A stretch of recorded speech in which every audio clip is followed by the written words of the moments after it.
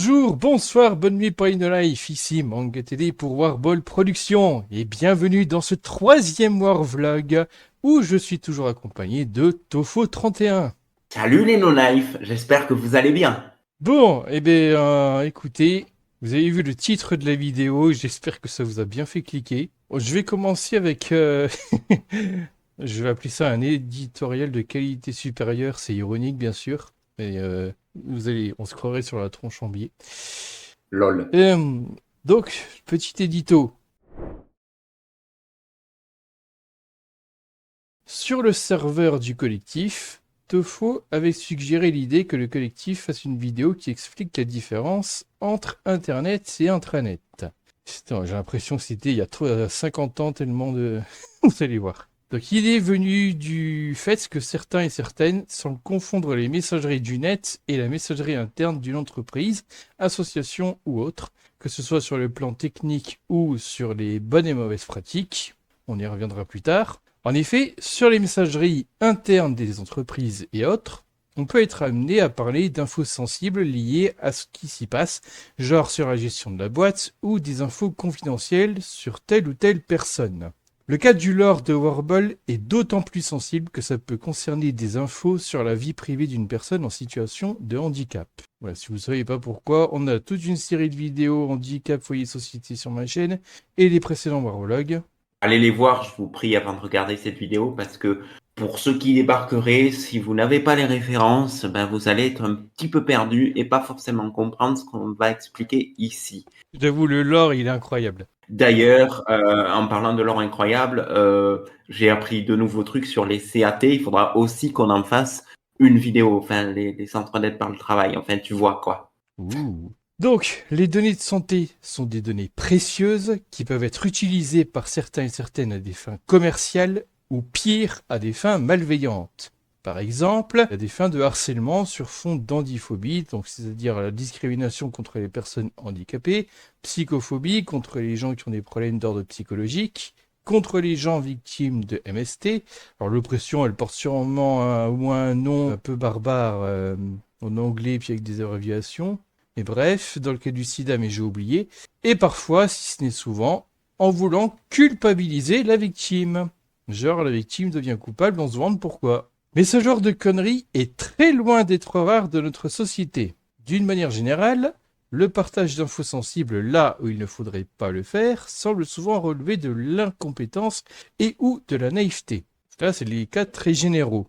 Voir l'ignorance de la personne, parce que parfois il peut arriver que la personne ne sache pas qu'il faut pas le faire, qu'elle comprenne pas que c'est privé, voire confidentiel, parce qu'elle sait pas.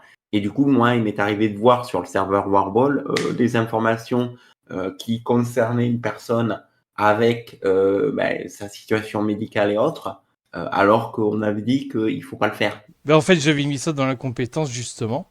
Et pourtant, dans une partie significative de la communauté de Warble, il se pourrait que nous soyons dans un cas très particulier, digne d'une théorie du complot qui donne le tournis. Ah, les complotistes, ils vont adorer ça. Non mais vraiment. Cette explication sur les différents types de réseaux a failli être un épisode de questions rapides, mais nous avons eu des révélations qui font que la vidéo va prendre une toute autre tournure. Même s'il y a effectivement une partie vulgarisation, on va commencer par là d'ailleurs, ce troisième Warvlog va à nouveau faire écho, je le disais il y a 2 minutes, à la série de vidéos Handicap, Foyer et Société, publiée sur la chaîne YouTube Epirtube Manga Télé Zone, ainsi que la chaîne Dailymotion Manga Télé, mais ça je pense que tout le monde s'en fout. Lien dans la description, encore une fois. Voilà, donc ça va faire écho à cette série de vidéos, mais aussi au premier Warvlog. Et en fait, ça va même remettre en question une réponse qu'on a fait dans la FAQ du deuxième Warvlog. Enfin, ça ne concernera que certains et certaines d'entre vous, j'y reviendrai un peu plus tard. D'abord, je vais vous prendre pour des cons, mais en fait non, c'est pas ça. C'est quoi Internet? Donc Internet, c'est un réseau de télécommunications international contenant des parties publiques accessibles à tous et à toutes et des parties privées. Par exemple, il faut s'inscrire sur tel site ou plateforme, voire même il faut y avoir été invité. Cette partie plus ou moins privée est appelée Deep Web. À pas confondre avec une autre notion que je vais revenir après. Il n'est pas référencé sur les moteurs de recherche. À ne pas confondre donc avec un autre terme que l'on voit depuis quelques années, qui est Dark Web ou Darknet. Ce qui n'a rien à voir, quoi. Ouais, non. C'est un réseau qui fait partie d'Internet. On s'y connecte via les moyens classiques d'Internet à la base, c'est-à-dire via la box ou les réseaux type 4G, 5G.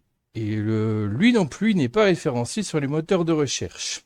En tout cas, pas sur un Google classique d'Internet normal, quoi. Le but du truc est d'avoir un réseau le plus anonyme possible.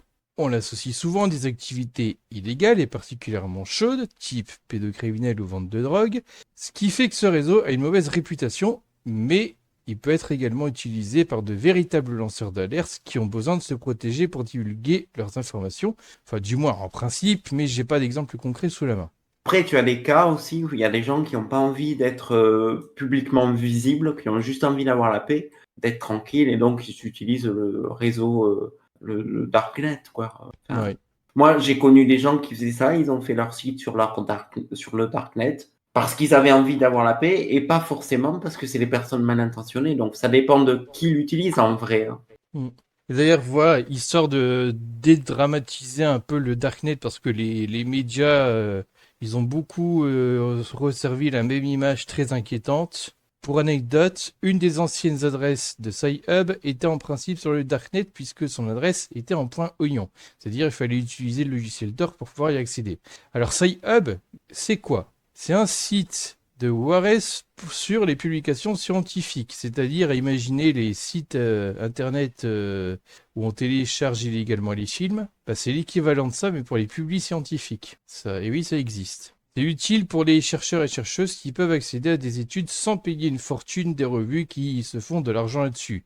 Là, il y a sûrement des vidéos spécifiques là-dessus. Voilà, il faudrait passer du temps sur les revues qui se font de la thune sur les recherches, tout un bordel. Est-ce que c'est justifié de faire de l'argent sur ces recherches-là, sachant que les recherches en question n'appartiennent pas aux personnes qui éditent lesdites revues? Non, enfin, il y a beaucoup de petites choses à dire là-dessus, mais par exemple, il y a une partie de la recherche qui est publique, donc payée avec les impôts.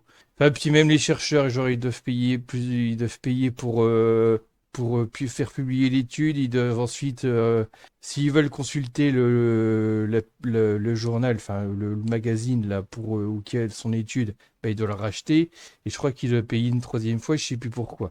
Enfin, vraiment tout un système financier. Ouais, quelque chose d'assez compliqué, quoi. Ouais. Hmm. Et puis de Tarba aussi. L'accessibilité des études permet plus facilement aux chercheurs et chercheuses de faire avancer la science.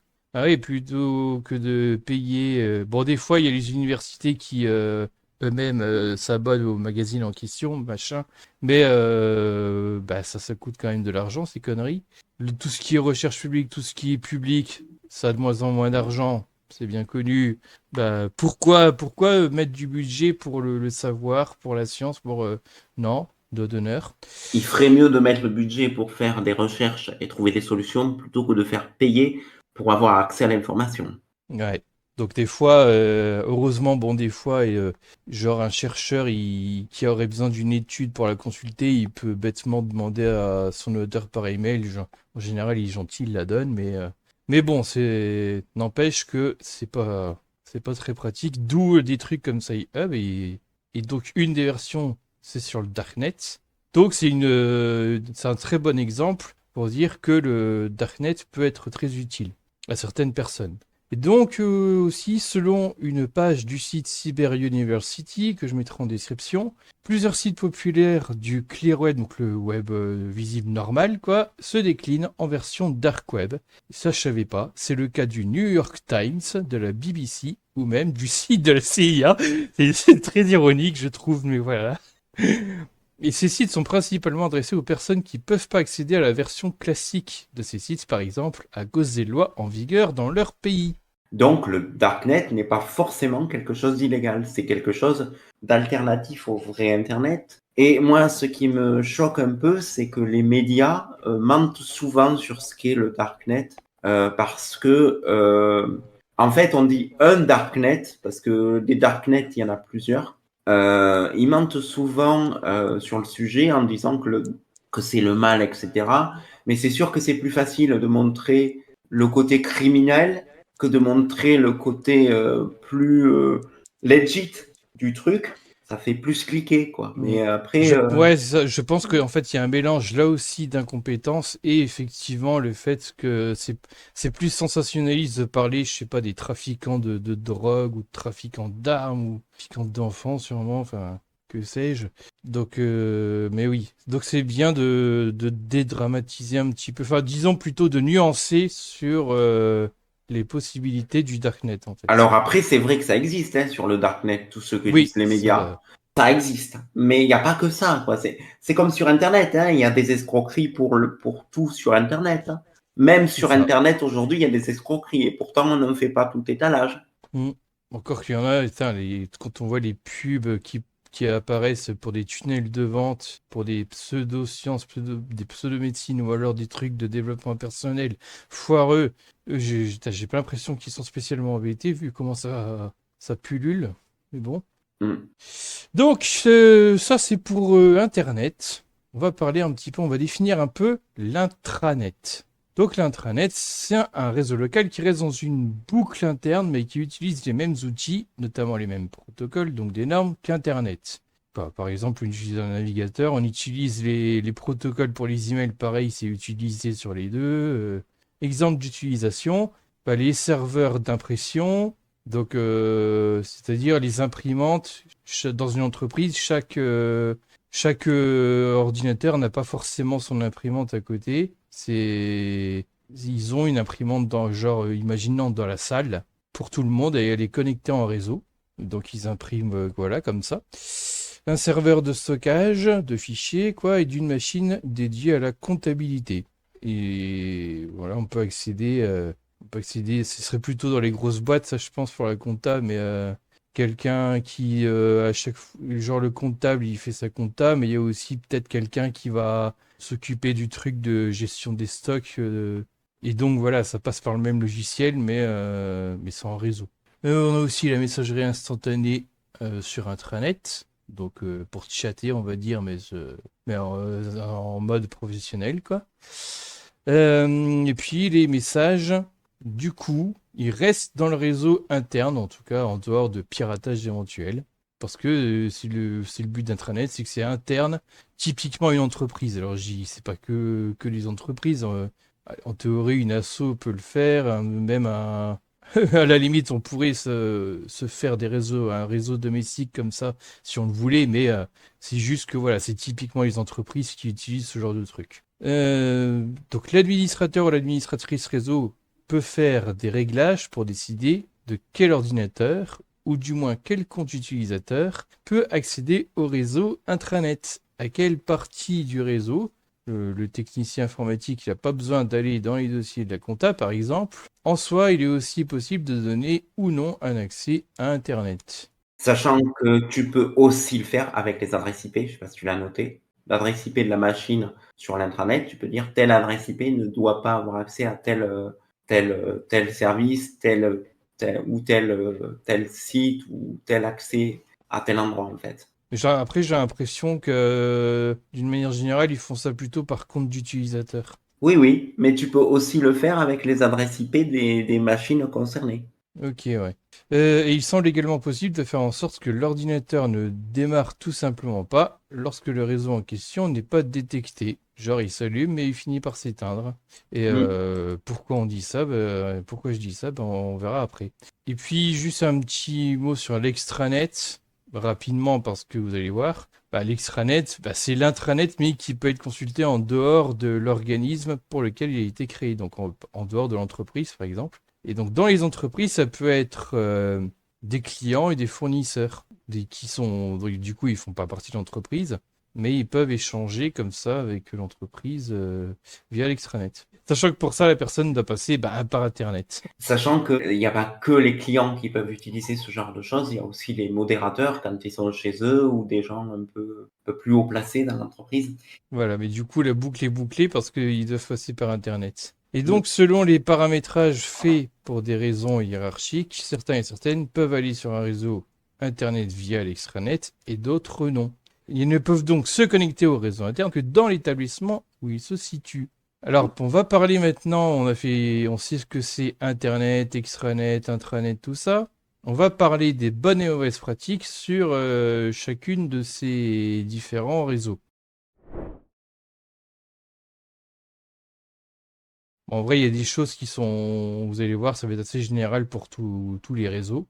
Mais j'ai d'abord noté les bonnes pratiques d'Internet. Alors là, ça va être un peu boomer, on va remonter sur un vieux truc qui s'appelle la netiquette.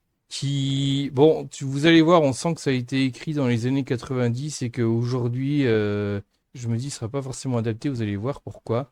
Alors ceci dit, c'est un peu la base, mais pourquoi pas. C'est une charte des bonnes pratiques sur Internet. Alors, il y a plusieurs origines possibles à cette netiquette, car on retrouve plusieurs documents par des autrices différentes entre 94 et 93. Alors oui, il n'a pas plusieurs papas, il a plusieurs mamans, c'est intéressant. Dont Sally Ambride, c'est ça, Ambride, qui est une employée d'Intel, ou une certaine Virginia Shea, ou encore une certaine Arlene Rinaldi. Vous voyez, fait intéressant, ce sont 3 femmes donc, dont aucune des 3 n'a de fiche Wikipédia, en tout cas en français d'ailleurs. Et ça me rappelle, allez voir ce que c'est les collectifs, enfin les 100 pages ou un truc comme ça. Les femmes ont moins souvent de fiches Wikipédia que les mecs. Voilà, sachez-le. Bonus. Et pourtant, ça devrait être intéressant de les avoir, ces fiches. Ben oui, c'est ça. Tu sais, t'as des femmes qui ont fait l'histoire d'Internet et l'histoire du cinéma ou l'histoire tout court de ce que vous voulez, et puis ben, elles sont oubliées. Et c'est pas que sur Wikipédia. Mauvaise pratique de la vie, quoi. Ah. Oui, c'est ça. C'est la vie de société. Elles n'ont pas de fiche Wikipédia. Je sais pas s'il y a d'autres faits à relater sur elles, parce que justement, faudrait y chercher plus en profondeur, malheureusement. Mais je pose ça là, comme ça, voilà. Et donc, dans cette étiquette, il y a des principes dits de courtoisie, qui, en vrai, sont un peu fourre-tout. Ça va des insultes à la façon d'écrire, notamment en évitant le langage SMS. Bon, il y a un petit côté, je sais plus comment j'avais écrit ça ou pas. Et autant j'ai testé ça quand on le voyait partout, le langage SMS, et autant ça me fait tiquer. Il y a un peu, ce que j'aime pas en fait, c'est l'aspect, il faut écrire le beau français, tout ça, machin. Il y a un côté un peu élitiste, un peu embêtant derrière ça. Après, c'est vrai que d'avoir quelque chose de compréhensible à l'écrit, même si c'est pas forcément bien écrit avec les bonnes avec pas de faute d'orthographe et compagnie, à partir du moment où c'est compréhensible, c'est déjà bien. Mm. En fait, c'est ça, c'est.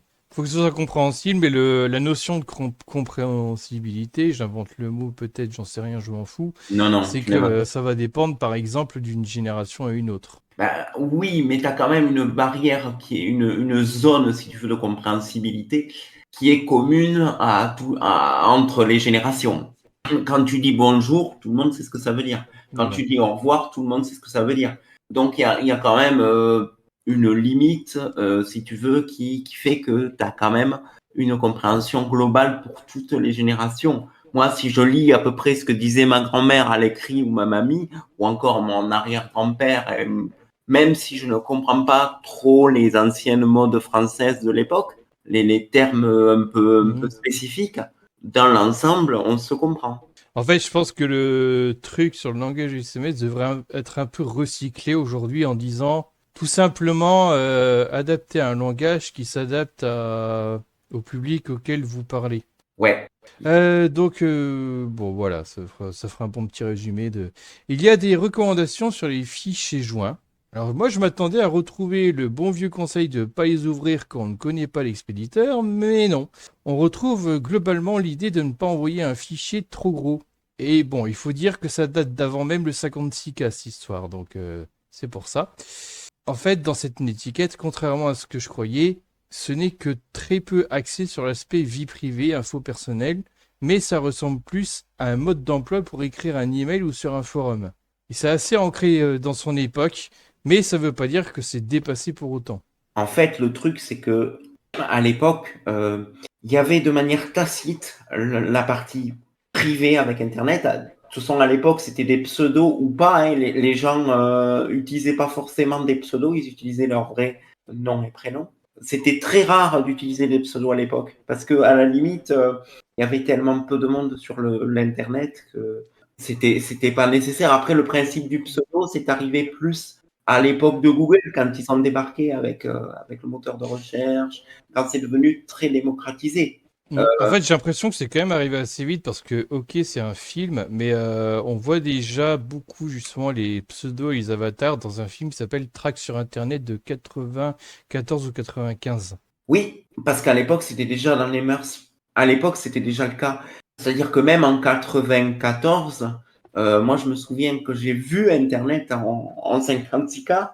À l'époque, Internet, ça tenait littéralement dans un DVD. Hein, j'exagère peut-être un peu, mais pas de beaucoup.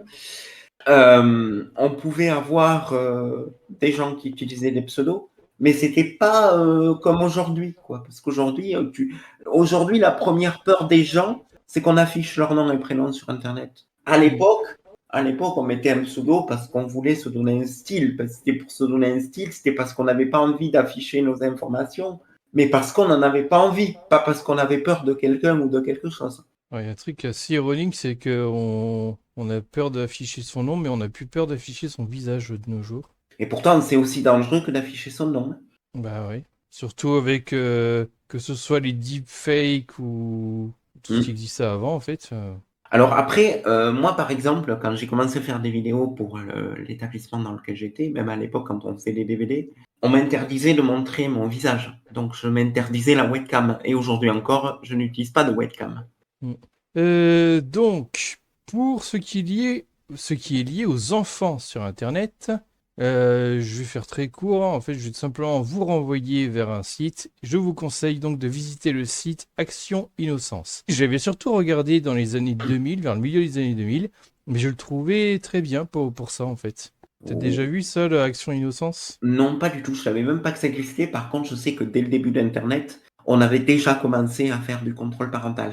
Parce Ok, que, ouais, c'est déjà un début. ouais. Même au tout début, même à l'époque du Minitel, il y avait déjà des précautions pour les mineurs. Mm.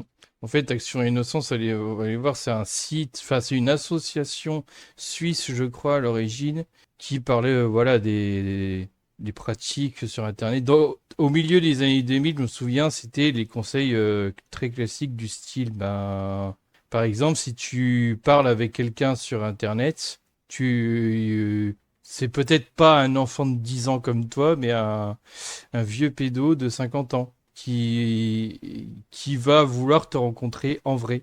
Alors après, Et ouais, un des conseils, c'était si vous rencontrez IRL quelqu'un que vous avez rencontré sur Internet, n'y allez pas seul. ou n'y allez pas tout court, hein, parce que moi, personnellement, on me Ouais. disait n'y va pas tout court. Moi, par contre, j'ai remarqué un truc quand même, c'est qu'il y a ce côté un petit peu, l'Internet de l'époque, il y avait moins de problèmes, moins de dramas, moins de conflits, moins de gens qui étaient méfiants, moins de gens qui te parlaient de faux comptes, de faux profils, de polémiques. C'était plus un outil pour des gens qui aimaient l'informatique et l'amour de la technologie, plutôt qu'un endroit où on fait de la polémique. Aujourd'hui, je vais simplement vous donner un exemple. Si je clique sur Short, l'équivalent du TikTok, mais avec YouTube, si je regarde des vidéos sans être connecté sur mon compte, je vais tomber sur la moitié des vidéos qui racontent des salades, avec un gars qui te dit, par exemple, que la troisième femme que tu vas trouver sur ton profil TikTok ou compagnie est amoureuse de toi parce qu'elle te contacte suffisamment souvent. Enfin, des conneries comme ça, quoi. Mm. Sur Short et compagnie, on tombe très souvent sur des conneries, alors qu'à l'époque, c'était quand même, Internet était très informatif. Aujourd'hui, il est devenu très polémique, très toxique, très complotiste, très politique, et de trop même. Ouais. Après, je pense que ça a commencé plus longtemps que ce qu'on croit parce que j'ai pas pu le voir par moi-même parce que j'étais trop jeune. Mais en fait, à ce qui paraît, les partis d'extrême droite ils se sont mis très tôt sur Internet précisément parce qu'ils pouvaient pas trop s'exprimer comme ils voulaient sur les médias traditionnels. Oui, notamment, il me semble qu'il y a au moins le forum jeuxvideo.com et comment ça marche qui est qui a été pris dans ce rayon-là. notamment jeuxvideo.com, où il y a les 25, tu sais, enfin, tu vois ce que je Ouais. veux dire. Et le forum Comment ça marche, où tu peux retrouver de temps en temps des gens un petit peu, avec des idées un petit peu particulières. Mais si tu veux, même à l'époque, tu savais que, par exemple, le forum Comment ça marche ou le forum jeuxvideo.com pouvaient abriter ce type de profil. Donc en général, tu les évitais. Quand tu savais que c'était trop problématique, tu les évitais. Là, aujourd'hui, on les voit débarquer sur TikTok, on les voit débarquer sur YouTube, Shorts. Et par exemple, aujourd'hui, ils ont leur plateforme Odyssée, qui est l'équivalent de Ouais. YouTube. Et il y a que des complotistes là. Je suis désolé, il y a des complotistes et des extrémistes sur Odyssée. Mm. Globalement, oui, ça s'est beaucoup constitué autour de ça, oui. Mhm. Euh, Bon, ça fera déjà un bon petit tour oui, de pratiques sur Internet voilà, et de petits hors-sujets, mais c'est bien d'en parler. Euh, Bon, aussi, voilà, normalement, dans les vidéos plus récentes d'Action Innocence, ils évoquaient le fait que, et ça aussi, en réalité, c'est vieux, mais on a pris le problème un peu, je pense qu'on a pris du retard pour prendre le problème. C'est effectivement le fait qu'on peut rapidement tomber sur des contenus hyper sexualisés, même quand on est jeune. Et donc le conseil que va donner l'asso, c'est de ne pas hésiter à en parler avec un adulte. Mais après, franchement, je suis pas sûr que les adultes sont forcément bien eux-mêmes formés pour discuter de ça parfois avec d'autres adultes même. Je sais pas si tu as remarqué, mais il y a surtout maintenant pour les jeunes, moi ce qui m'inquiète, c'est les jeux dits gacha. Tu sais, genre, tu as un jeu gratuit, totalement gratuit, tu fais Ah oui. avancer un petit peu le joueur, et puis après tu joues sur la frustration pour qu'il paye entre 3 et 9 euros, puis ensuite 19, puis ensuite 29, puis ensuite 39. C'est les fameux jeux où tu as une partie financière et où tu es obligé de payer pour avancer. Et moi, en fait, je trouve que le Internet actuel joue sur deux facteurs à ce niveau-là, parce que moi, j'ai joué à un gacha pour regarder un petit peu ce qui se faisait. Alors d'abord, t'as le côté, on te laisse jouer gratuitement, tu avances très vite au début, et ensuite, on te frustre pas mal, et on te montre que tu avances plus. Donc tu vas avoir ce réflexe de quitter le jeu, et dès que tu vas revenir dans le jeu, on va faire en sorte que tu gagnes un peu, et te montrer que tu peux payer pour avancer plus vite. Et très souvent, quand on te montre des personnages dans ces jeux-là, c'est souvent des personnages qui sont très proches de la sexualisation, quoi. Donc, ils jouent un petit peu sur les deux tableaux. Donc, la sexualisation et le fait de passer à la caisse. Et très souvent, au début, c'est 1 euro, 2 euros pour te pousser casser la barrière de j'ai payé, donc j'ai réussi à avoir. Et une fois qu'ils ont cassé la barrière, ils font en sorte que tu deviennes la baleine, quoi, et que tu payes plus cher. Ouais. J'ai l'impression qu'il y a plus cette dérive-là aujourd'hui que la sexualisation pure et dure, comme on l'avait par le passé, avec les pubs, par exemple. Bah, c'est que de toute façon, le sexisme, disons il est sous plein de formes différentes et dans plein de cas différents. Mm. Oui, mais j'ai l'impression que c'est aujourd'hui beaucoup plus facile de jouer sur ce tableau-là avec des gachas, j'en cite aucun, mais vous voyez de quoi je parle, plutôt que de jouer avec la pub, par exemple. À une époque, on avait, par exemple, Alice, Ah oui, voilà, qui faisait sa pub avec une jolie fille pour pousser les gens à acheter Alice, quoi. c'est avec le nom du fournisseur, justement, c'était Alice. Bah oui. Bah, en fait, les pubs, je pense qu'ils ont un peu évolué parce déjà, il y a une légère évolution des mentalités. Et les pubs qu'on a, elles-mêmes sont plus vraiment sur la même forme. Alors, les pubs télé, à mon avis, je sais pas si elles ont beaucoup évolué, mais les pubs sur Internet sont pris différentes formes c'est les influenceurs beaucoup qui font la pub aujourd'hui. Donc, c'est une autre forme de publicité. Bon, pour les mauvaises pratiques, j'y reviendrai quand on parlera dans tous les cas, parce que là, on a fait les bonnes pratiques d'Internet, quoi. On va parler un peu des pratiques sur intranet et extranet, parce que c'est plus ou moins, c'est le même réseau à la base, quoi, on va dire. Donc, ce qui est sur le réseau euh, Internet ou intranet de l'organisme? Intranet. Intranet de l'organisme, hop. Si mon script, je pourrais le lire 50 fois, je trouverais toujours des coquilles. Ce qui est sur le réseau intranet de l'organisme n'est en général pas supposé en sortir. En tout cas, il y a des documents internes et des informations confidentielles sur l'organisme. Quand je dis organisme, c'est par exemple une entreprise, une asso ou autre, et les personnes qui y sont présentes. Donc bah déjà voilà, c'est des infos privées. Et puis surtout, c'est pas censé. Quand on fait de l'intranet, tu es censé savoir que tu es sur un intranet. Voilà. Après, Dans un établissement médical ou médicalisé, bah forcément, il y aura des données de santé sur les personnes, les patients, les résidents. ouais. Donc ben voilà, on va passer direct à dans tous les cas. Alors des bonnes pratiques dans tous les cas. Ça peut paraître bizarre dit comme ça, mais une bonne pratique, aspirer les sites web. En fait, ça dépend, mais une sauvegarde pour soi, c'est ok. Ça peut servir à garder une copie d'une page même si vous êtes en panne d'internet.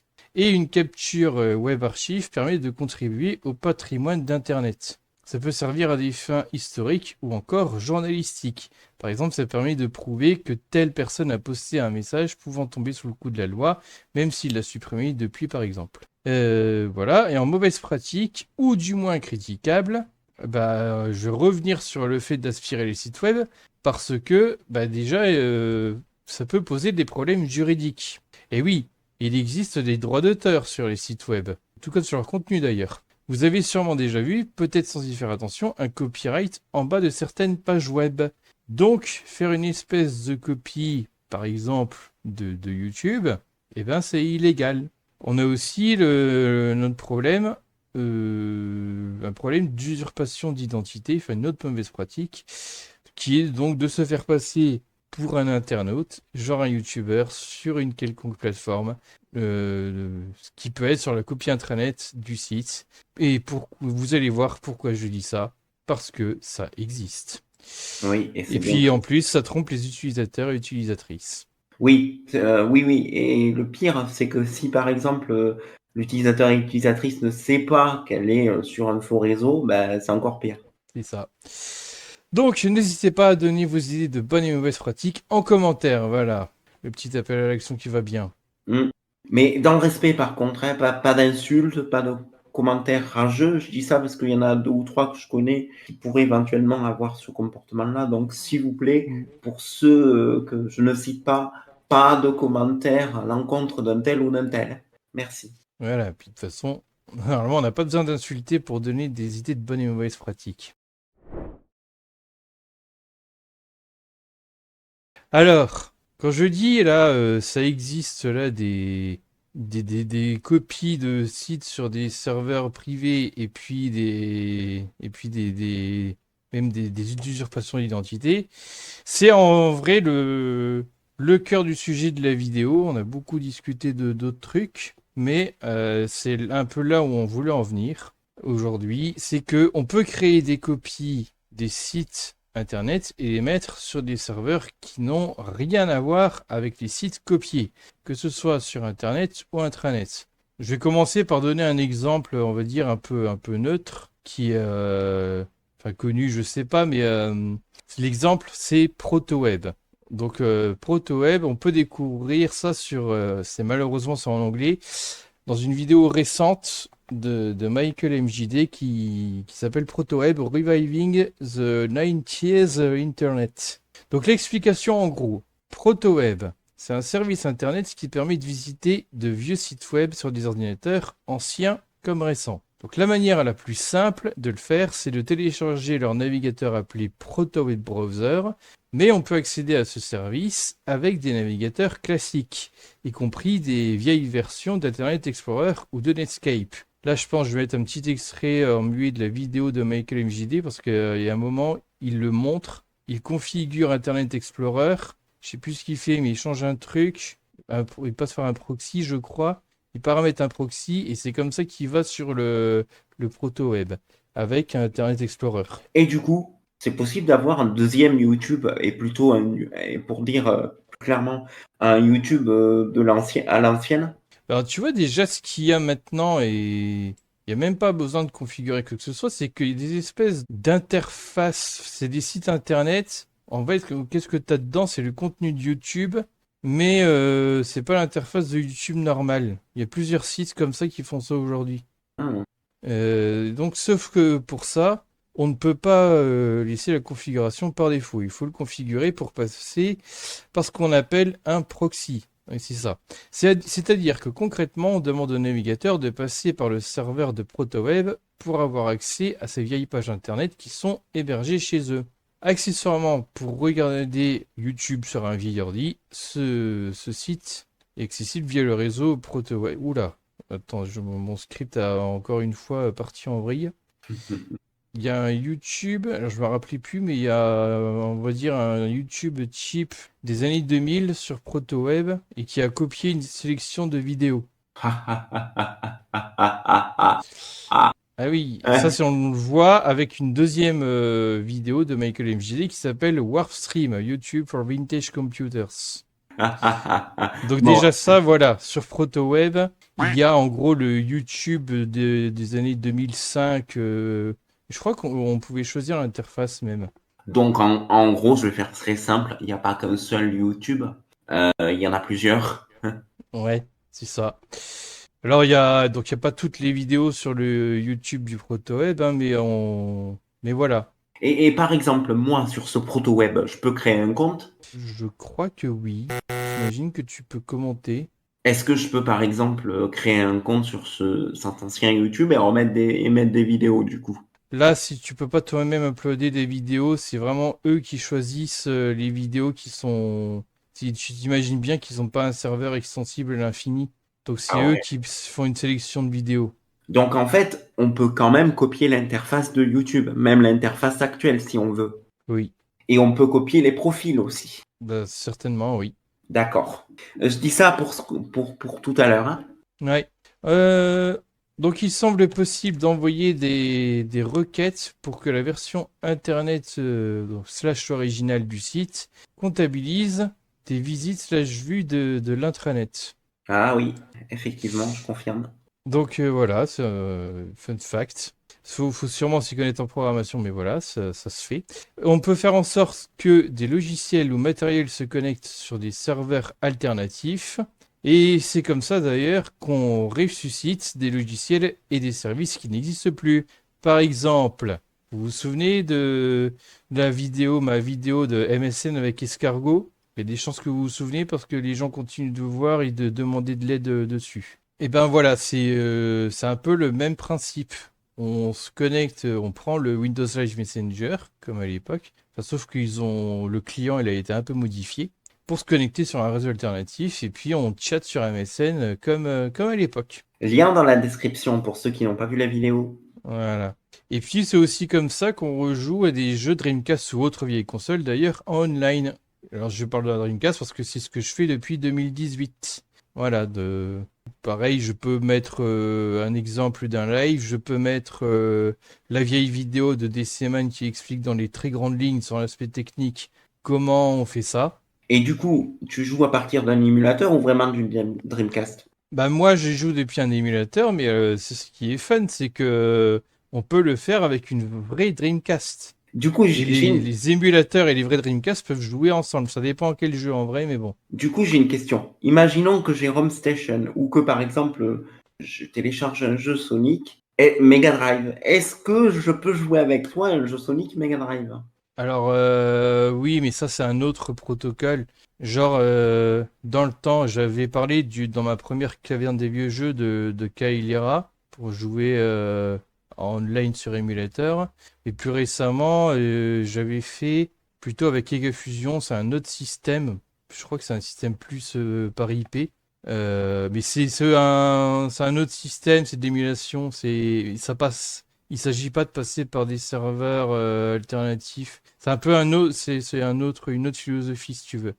En fait, le truc de la Dreamcast Online, ça permet aussi justement Il se trouve que par exemple, pour Sonic Adventure 1 sur Dreamcast, on pouvait télécharger déjà à l'époque des espèces de petits DLC. Et le site où on pouvait faire ça, il a été ressuscité.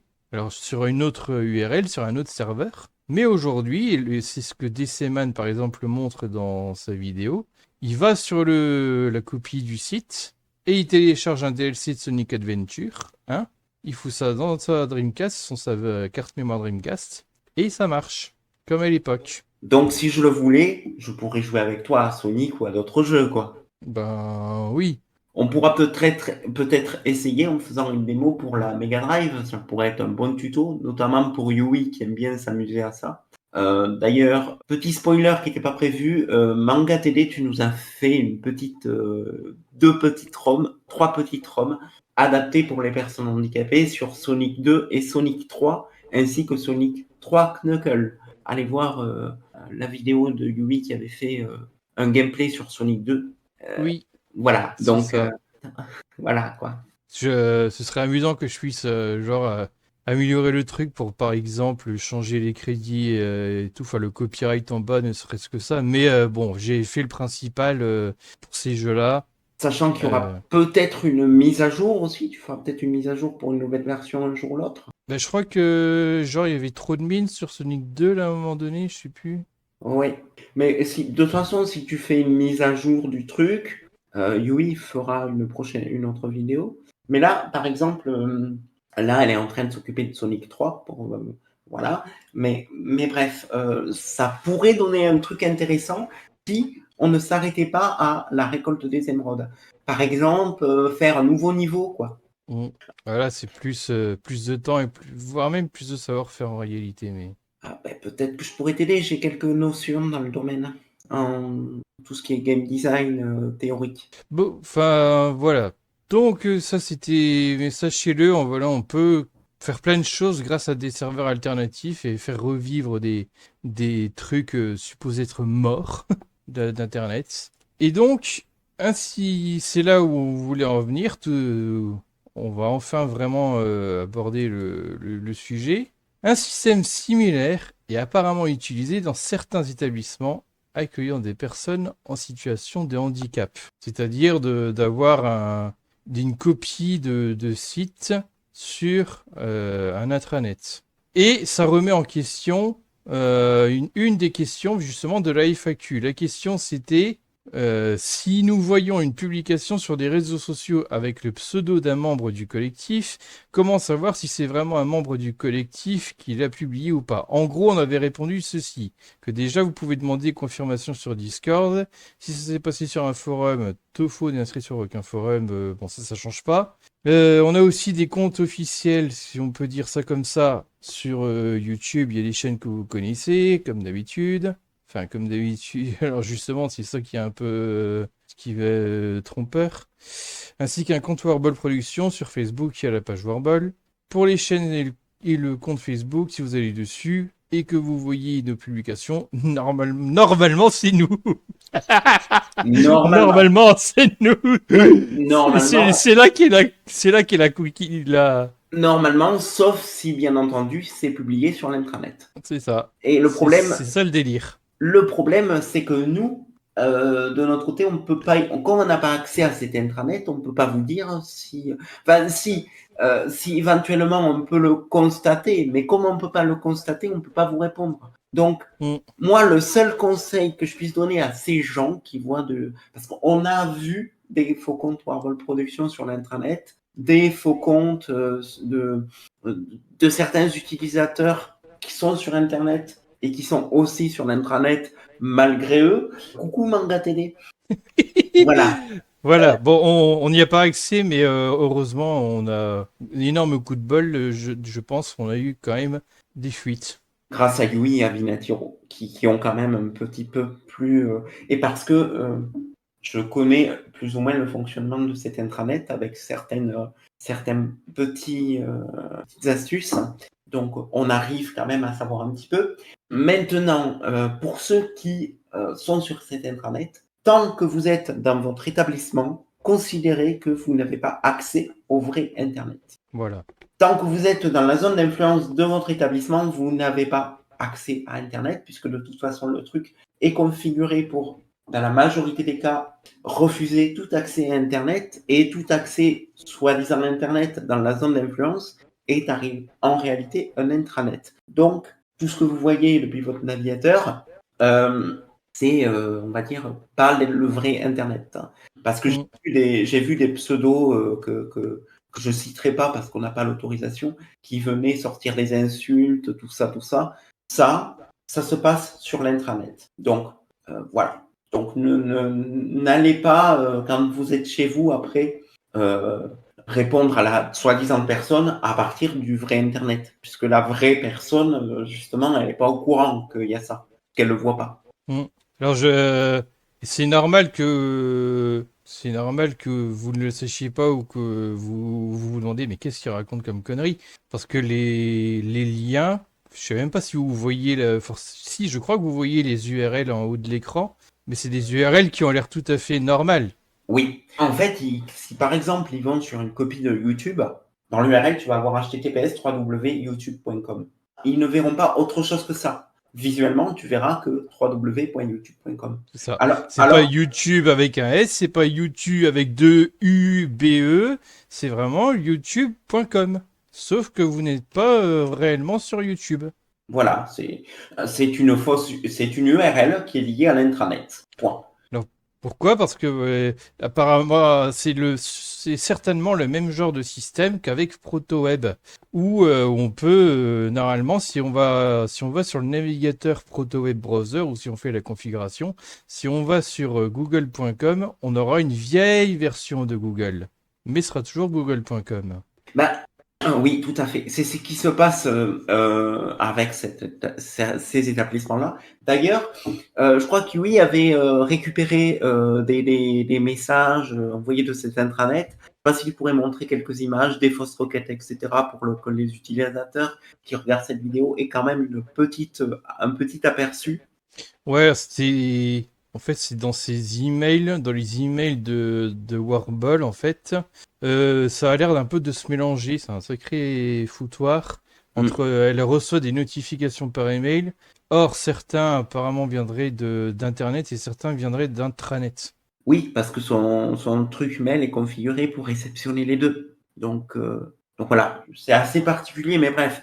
Donc faites quand même un petit peu attention quand vous recevez des emails, parce que certains comptes qui proviennent de l'intranet ont aussi accès à Internet et ils peuvent facilement vous piéger avec des liens qui vous redirigent vers l'intranet. Et c'est comme ça que parfois on va me dire oui, alors Warble Production m'a envoyé un message avec des insultes ou des trucs pas très sympas, sachant que c'est pas nous, c'est vraiment ça vient vraiment d'un réseau alternatif. Donc si vous recevez, vous, des notifications qui sont pas, que vous considérez comme étant pas normales, je vous suggère dans un premier temps de venir nous voir et nous les montrer pour qu'on puisse vous dire, écoute, ça vient de l'intranet ou ça vient de nous. Qu'on puisse voir comme Mais sauf que pour ça, vous devez sortir de vos établissements. C'est. oui, mais oui, tout à fait. Sauf que la personne qui le reçoit, s'il y a une personne qui le reçoit à l'extérieur, parce qu'il y a quand même des modérateurs qui ont à la fois accès à l'intranet et à Internet, hein, ils ont les deux en même temps. Si vous recevez des messages chelous, par exemple de Warble Production, venez nous voir, qu'on puisse au moins vous dire, même si on peut pas vous dire que ça vient de l'intranet, parce qu'on n'a pas nous on n'a pas accès, mais on pourra au moins vous dire si c'est nous, le vrai Warble Production, qui a écrit ça. Hmm. Au moins, on pourra au moins vous dire c'est nous ou pas. Alors ça veut dire une chose, et c'est pour ça que je parlais d'usurpation d'identité tout à l'heure, c'est que on est victime d'usurpation d'identité. Bah, et quand tu vois le faux compte Warble Production qui sort des insultes à un youtubeur Mm. que je citerai pas, Mm. en fait, il a réagi à une publication faite sur jeuxvideo.com à la suite d'un compte Warble Production qui lui a envoyé des liens. Désolé pour lui, hein, je m'excuse de dire ça comme ça, mais la publication de soi-disant qui dit des conneries, c'est pas qu'il a écrit, c'est pas Warble Productions, c'est tout simplement un des administrateurs de ce réseau intranet là. Comme ça, je vais revenir un peu plus en détail par rapport à des infos que j'ai eu la chance de recevoir. Donc du coup, voilà, c'est le problème. Pour résumer, si vous écrivez dans votre établissement, en commentaire ou en passant par le formulaire du blog de Vinatiro, si celui-ci a été copié, je ne sais pas si c'est le cas, on ne recevra pas le message, à part peut-être Yui et encore. Ben, en fait, heureusement que Yui a suffisamment est bien placé dans cet établissement pour nous tenir informés de comment ça fonctionne. Parce que ne serait-ce que par rapport au système d'exploitation utilisé, c'est même pas des systèmes installés directement sur le disque dur de l'utilisateur. Donc, Oui, c'est un système utilisé dans le monde professionnel. Apparemment, ils utiliseraient un truc qui s'appelle CubeSOS. Et c'est un machin avec des VM dedans. C'est vraiment un truc de réseau c'est très très pro. spécifique. Mm. Ouais. Donc il y a des VM et c'est le truc qui peut mettre des VM Windows, des VM Linux, des serveurs d'impression, des serveurs de ce que vous voulez, de fichiers. Non, non, non, ils sont vraiment très, très poussés. Et en fait, même la publication qu'a montré ce YouTuber, on en reviendra, n'a pas été écrite par la personne qu'il croit. Et ce qui est drôle, c'est qu'ils sont arrivés à faire croire à cette personne que ça vient de chez nous. C'est assez dingue. Or, ça ajoute un deuxième problème en termes de modération. C'est que, bon, malheureusement, c'est pas le cas, mais imaginez que signaler un commentaire sur YouTube, ça fonctionne, ce soit efficace. Quand bien même ce serait le cas, eh ben, on pourrait pas le faire, nous, sur le faux YouTube de l'intranet. Parce qu'on on n'a pas de pouvoir là-dessus. On n'a pas accès à ça. On verra même pas le dit commentaire, en fait. On sera même pas au courant, ouais. Sauf si quelqu'un nous arrive à nous en faire part, mais... Mais même là, même avec ce que nous a donné Louis comme information, on est incapable d'agir. Donc, encore une fois, pour ceux qui, pour en revenir à cette publication sur jeuxvideo.com, juste un détail. Chez nous, personne, je dis bien personne, n'a de compte chez jeuxvideo.com. C'est assez dingue. Ils ont quand même réussi à faire croire à un YouTuber qui nous en veut particulièrement que ça venait de chez nous. C'est assez fou quand même. Bah, alors c'est dingue et en même temps c'est pas si dingue que ça parce que justement c'est ça et c'est pour ça que je parle de théorie du complot Illuminati. C'est que qu'est-ce qui est le plus probable qu'une personne est venue t'insulter sur Internet ou que il y ait tout un système de réseau interne que des gens copient pour créer des imitations de comptes et faire de l'usurpation d'identité. La deuxième option, je pense. De toute Bah, c'est façon, pas. Bah non, je pense, c'est quand même. Il y a plus d'inconnus, c'est quand même. C'est tellement improbable cette histoire de. en tout cas, les faux comptes sur l'intranet, on les a vus. Oui, mais sauf que le problème, c'est qu'on peut pas. Une personne lambda ne peut pas imaginer le fait que une entreprise ou un groupe d'établissements pour les personnes handicapées va s'amuser à copier YouTube, parce que ça doit demander beaucoup de temps. Il copie pas toutes les vidéos, mais n'empêche qu'il va s'emmerder à copier je sais pas combien de vidéos. Il doit avoir un serveur de je sais pas combien de teraoctets. Ils doivent passer du temps à copier ses vidéos, copier ses chaînes, à écrire des faux commentaires Ou à en les se faisant copier-coller. passer pour telle ou telle personne. Ou à le copier-coller. Ouais. Il y a peut-être aussi, ils ont peut-être aussi les moyens pour aspirer les commentaires et les descriptions. On a bien des Ouais. outils pour le faire, nous. Ils peuvent effectivement aspirer les vrais commentaires comme on aspire les sites. Mais on verra après qu'ils ont que ça à foutre d'inventer des faux commentaires et de faire de l'usurpation d'identité en plus de ça. C'est tellement improbable. Personne ne peut imaginer ça. Et ce qui est assez marrant, c'est qu'en plus, ils se permettent de faire des comptes Warball Productions pour aller insulter un YouTuber, pour ensuite le pousser à faire une vidéo, ou plusieurs, parce qu'il en a fait plusieurs, et derrière, récupérer ses vidéos et son profil pour aller faire culpabiliser les personnes handicapées. Ouais, c'est ça. C'est assez marrant quand même, hein. Ils vont très loin, mais Mm. vraiment très très loin. Le pire, c'est que le YouTuber en question, il est persuadé que ça vient de Warball Productions, et à chaque fois qu'on lui dit enlève Oui, tes vidéos. mais c'est normal de le penser en fait, du coup. Oui, mais ce qui est pas normal, c'est que oui, mais ce qui est pas normal, c'est que quand on lui dit supprime tes vidéos, ça sert à faire culpabiliser les personnes handicapées, ils tiennent pas compte de ce qu'on lui dit. Ça par Oui, contre, ça malheureusement, oui. c'est pas normal. On va parler un petit peu plus en détail après, voilà, par rapport aux Sach- infos que j'ai reçues. Sachant que j'ai reçu une info, moi, qui explique qu'ils s'amusent même à booster les chaînes YouTube. Et les vrais, pour le coup. Ah oui, Oui, oui, oui. Oui, oui, il y a même Yui qui a des preuves. Mais je les montrerai pas pour ne vexer personne. Mais c'est assez hard. ouais, donc voilà. Donc les résidents, en principe, ils pourront pas accéder à l'intranet depuis l'extérieur, du coup.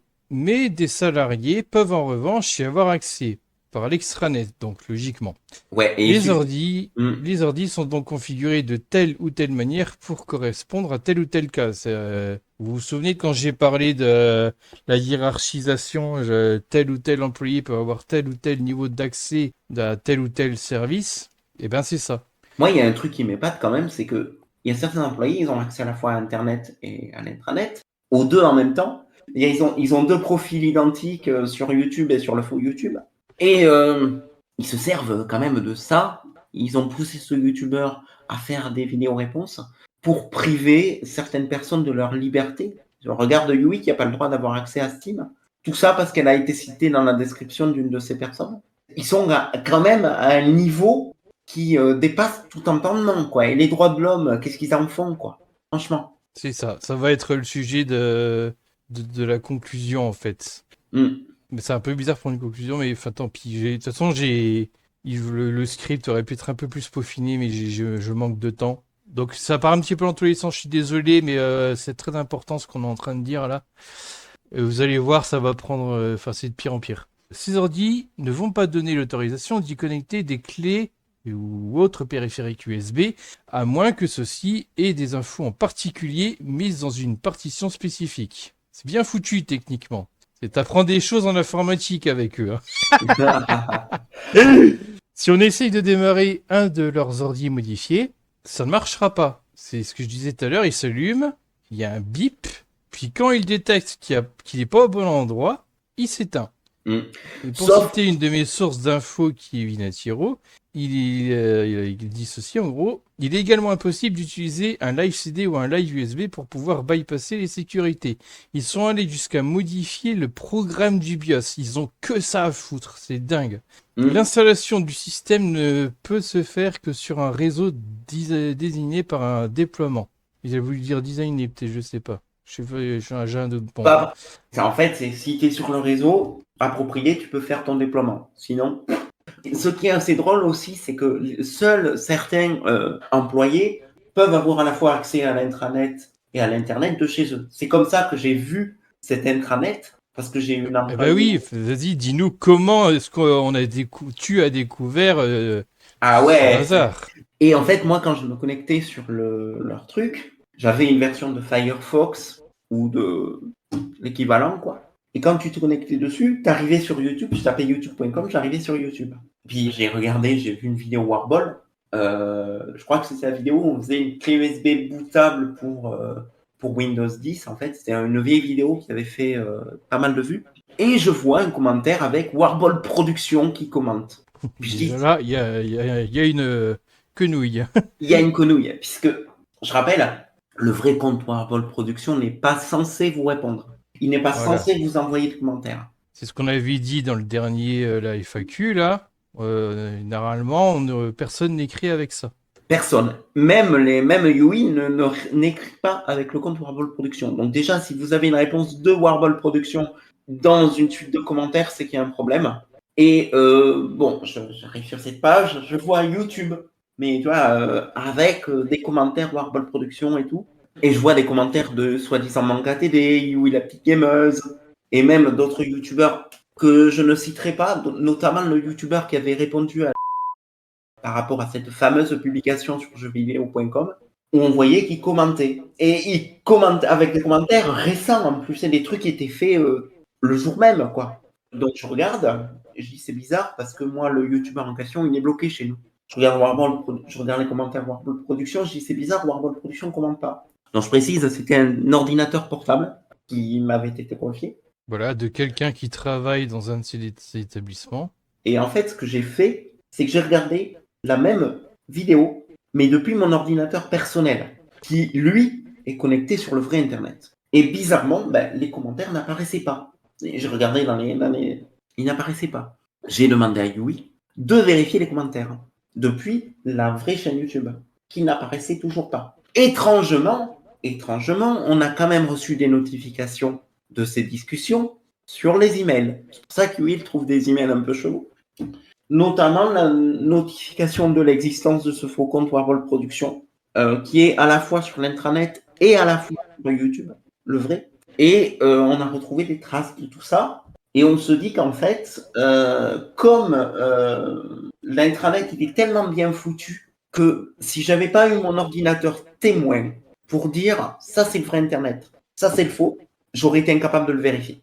J'aurais été incapable de dire que c'était le faux Internet ou pas, en fait. Donc voilà, t'as découvert ça par hasard et ça a déclenché une bonne petite investigation de votre côté. Alors moi, Et ça puis, m'a fait assez peur, surtout qu'en plus, c'est assez futé, puisque quand tu essaies d'aller sur un site qui n'existe pas chez eux, par exemple, je prends un exemple tout bête. J'ai essayé d'aller sur la page Warble Productions, le Facebook, ça marche. Ils ont recopié le truc, très bien. J'ai essayé d'aller sur un truc un peu plus exotique comme, je sais pas moi, Peertube. Ben là, c'est un peu plus compliqué.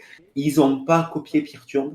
J'ai essayé d'aller sur Wix, le site de Vinatiro. Peertube, ça doit être casse-couille à copier et Mastodon parce que comme c'est décentralisé, il y a plein de petites instances. Et ils l'ont pas fait. J'ai essayé d'aller sur Wix, donc sur le site de Vinatiro, aucun moyen d'y aller dessus. Et au lieu de te dire que la page n'existe pas, il te Ah laisse oui, le lien, tu vois, tu tapes le lien, c'est comme si c'était un vrai lien, et tu as une espèce de page, un peu comme avec l'antivirus, qui te dit que que cette page existe, mais que tu n'as pas de droit d'accès et tu n'as pas le droit de consultation sur cette page. C'est vraiment que tu n'as pas le droit de consulter la page. mm, Alors en vrai, ils peuvent pas y accéder puisqu'ils l'ont pas faite, en fait, ils l'ont pas copiée. Mais voilà. pour ne pas affoler l'utilisateur et pour ne pas lui faire pas qu'il ait de doute sur le fait qu'il n'est pas sur le vrai Internet, ben en fait, tu as une page qui s'affiche qui te dit que tu n'as pas le droit d'accès. C'est assez Ouais, marrant. pour vous dire à quel point c'est bien pensé en fait. C'est très bien pensé. C'est un petit peu comme quand moi j'essaie d'aller sur une page web qui est infectée par, je sais pas moi, un script publicitaire et t'as ton adblock qui bloque. Ben, c'est à peu près le même délire, sauf que ils te disent que la page n'est pas accessible parce que les droits d'accès sont pas assez élevés. En fait, ils font un peu comme si ils n'avaient pas une immense liste noire, mais j'imagine qu'ils font comme s'ils avaient plutôt une sorte de liste blanche de sites auxquels ils ont le droit d'accéder ou pas. Ben, en fait, si le site n'existe pas dans leur base de données, par défaut, ils vont afficher cette page. Et ce qui m'a mis la puce à l'oreille du truc, quand même, qu'il existait ou pas, c'est quand lui m'a montré la fausse requête Google, qui en fait est une fausse requête qui fonctionne avec l'intranet. Et quand tu cliques sur aller sur la page, qui redirige vers une page d'intranet, ben en fait, tu as une erreur 404. D'ailleurs, elle a rigolé parce que tu lui as fait la réflexion, elle me l'a dit, que tu t'attendais pas à ça de la part de Google. Je m'y attendais pas parce que, en fait, la mise en forme de la page, elle est dégueulasse. Normalement, quand tu as une erreur 404 chez Google, tu as quand même une page avec un minimum de présentation, de charte graphique, tu as une image, je sais plus si c'est une image avec un robot. Or, dans son truc, c'était une page toute blanche avec écrit un truc du genre erreur 404 en Time News Roman. Donc, il n'y a pas de mise en forme, c'est dégueulasse à souhait. Ça ressemble à rien du tout. C'est une erreur 404 parce qu'en fait, la requête en question essaie de se connecter à l'intranet. Or, Yui, elle a ouvert le truc, mais hors de la zone d'influence. Et bah, du coup, cette page qui affiche erreur 404, elle vient de l'intranet ou de l'internet? Je sais pas, mais ce que je sais, c'est que comme la page n'est pas trouvée, parce que dès qu'elle est sur l'intranet, elle arrive à se connecter, et dès qu'elle sort de l'intranet, tu as une erreur 404. Donc en fait, le truc, il essaie de se connecter à quelque chose qui n'existe pas pour lui, et donc il y a une erreur 404. Ou je sais pas trop quoi. Hmm. C'est un peu bizarre, mais dès qu'elle a essayé de se connecter à ce truc qui est censé, en fait, connecter à l'intranet, c'est censé se connecter à l'intranet. D'accord? C'est une fausse requête Google pour se connecter à l'intranet. Parce qu'ils ont aussi copié la charte de Google à y être. Et donc, quand tu essaies de te connecter, ben, tu as une erreur, not found, qui Hmm. signifie que bah, tout simplement, ça n'existe pas. Alors que quand on a essayé de s'y connecter depuis l'intranet, là, ça marche, parce qu'on a fait des tests après. Mais ça marche que sur l'intranet. Dès que tu en sors, c'est fini. C'est assez chelou, en Hmm. fait. Et c'est une requête Google pour faire quoi? C'est quoi la requête? Je sais pas, j'ai pas eu l'occasion de regarder, mais je sais que ça marche. Parce que Ok. quand on a vu la requête s'afficher, donc tu as une page qui ressemble à Google, ça ressemble très pour trait à Google, et puis tu as le truc de connexion de Google. Or, quand Yui a essayé de se connecter dessus avec les identifiants que lui a donné l'établissement, On lui répond qu'elle n'a pas les droits d'accès assez élevés pour voir la page. Pour voir la page, on lui dit qu'il faut qu'elle ait des droits administrateurs assez élevés. C'est-à-dire qu'il y a plusieurs niveaux d'administration et elle n'a pas suffisamment de... Elle a des niveaux d'administration, certes, mais ils ne sont pas suffisamment élevés. Ce qui veut dire qu'il y a même certains administrateurs qui ont des niveaux plus élevés que d'autres.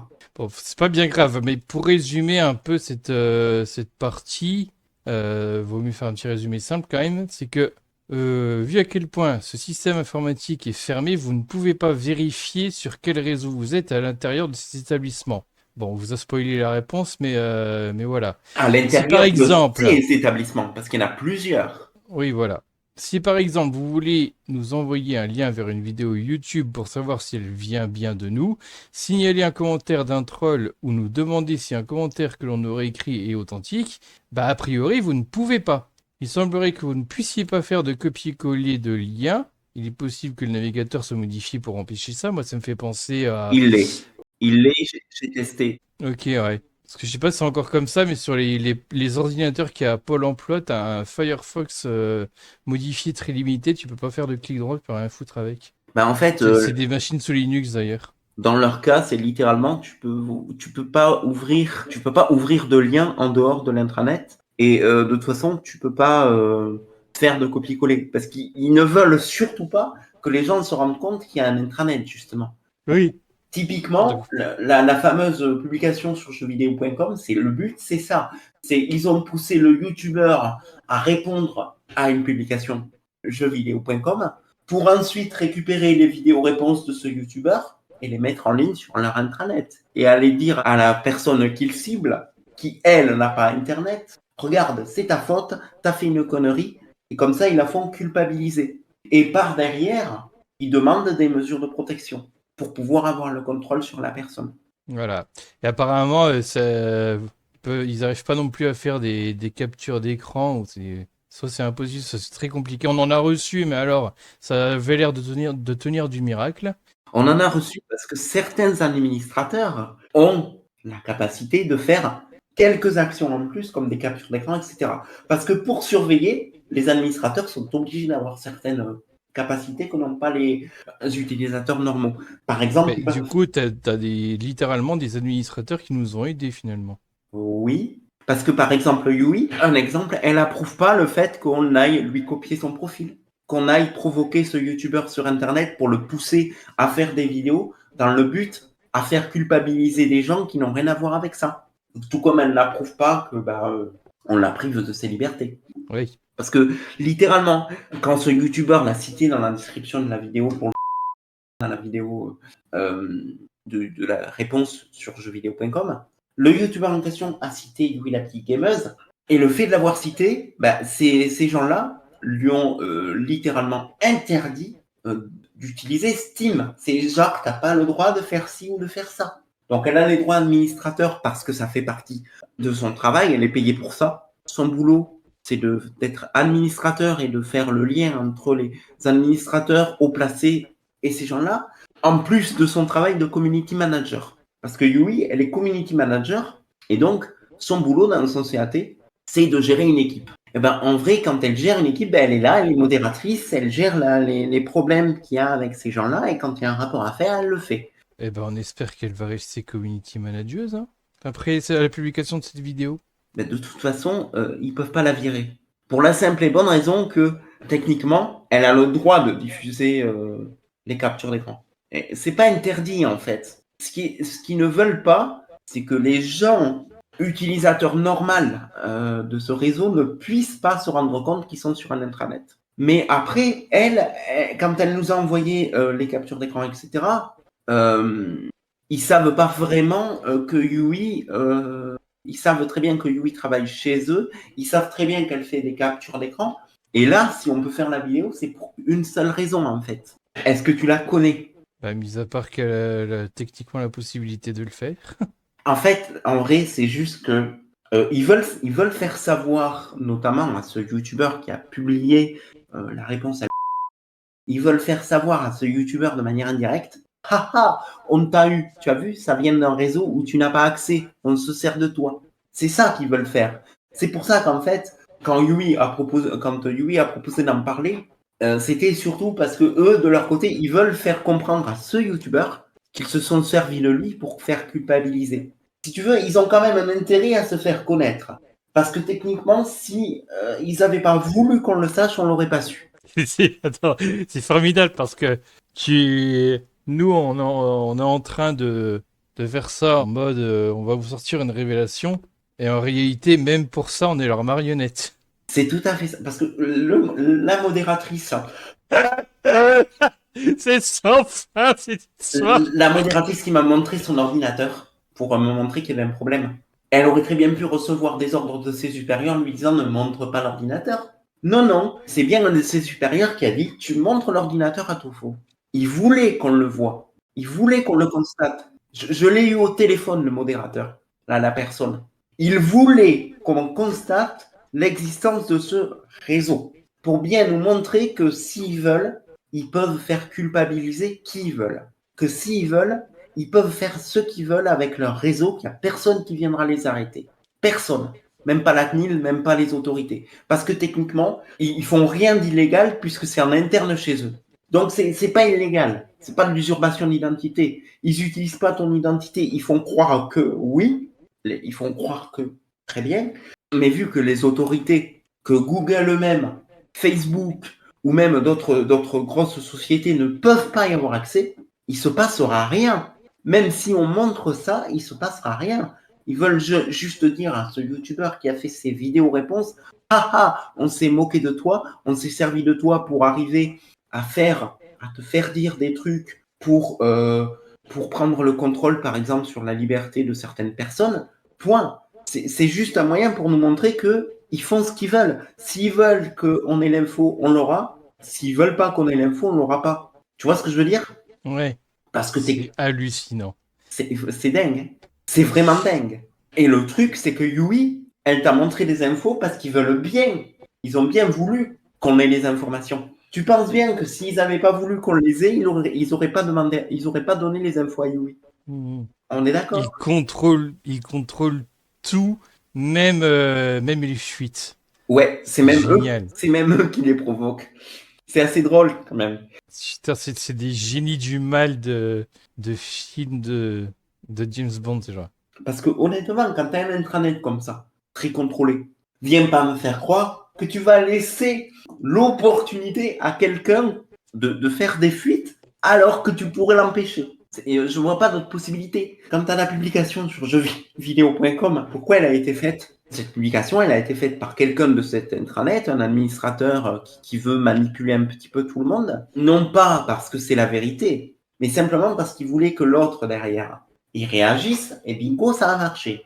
Ensuite, il a récupéré la vidéo, il a foutu sur l'intranet et il fait culpabiliser la personne en question. Comme ça, il a bien la main dessus, tu vois. Et puis, une fois qu'il a la main dessus, il a appelé le service des tutelles de l'association à laquelle il est associé et il a dit regardez, elle menace de se suicider ou je sais pas quoi là. Il faut la mettre sous mesure de protection, comme ça, elle ne pourra plus rien faire et puis terminé. Donc, en gros, le contenu de ce youtubeur a servi à restreindre les libertés de certaines personnes. C'est quoi son intérêt à lui? Lui, il gagne de l'argent avec ce qu'il fait, que ce soit clair. D'accord, il y a une histoire commerciale et compagnie. Il fait une publication de jeuxvideo.com. Il provoque le youtubeur. Le youtubeur fait une vidéo. Il récupère la vidéo, il la met sur l'intranet. Et puis, il peut dire à ses supérieurs, regardez, il a fait quelque chose de mal sur Internet. Donc, on renforce la mesure de protection. Ce qui fait que là, quand tu as une mesure de protection, tu perds certains droits, comme le droit de vote, le droit d'avoir accès à ton argent, etc. Et le fait de faire ça permet à ces gens de restreindre les libertés des personnes ciblées.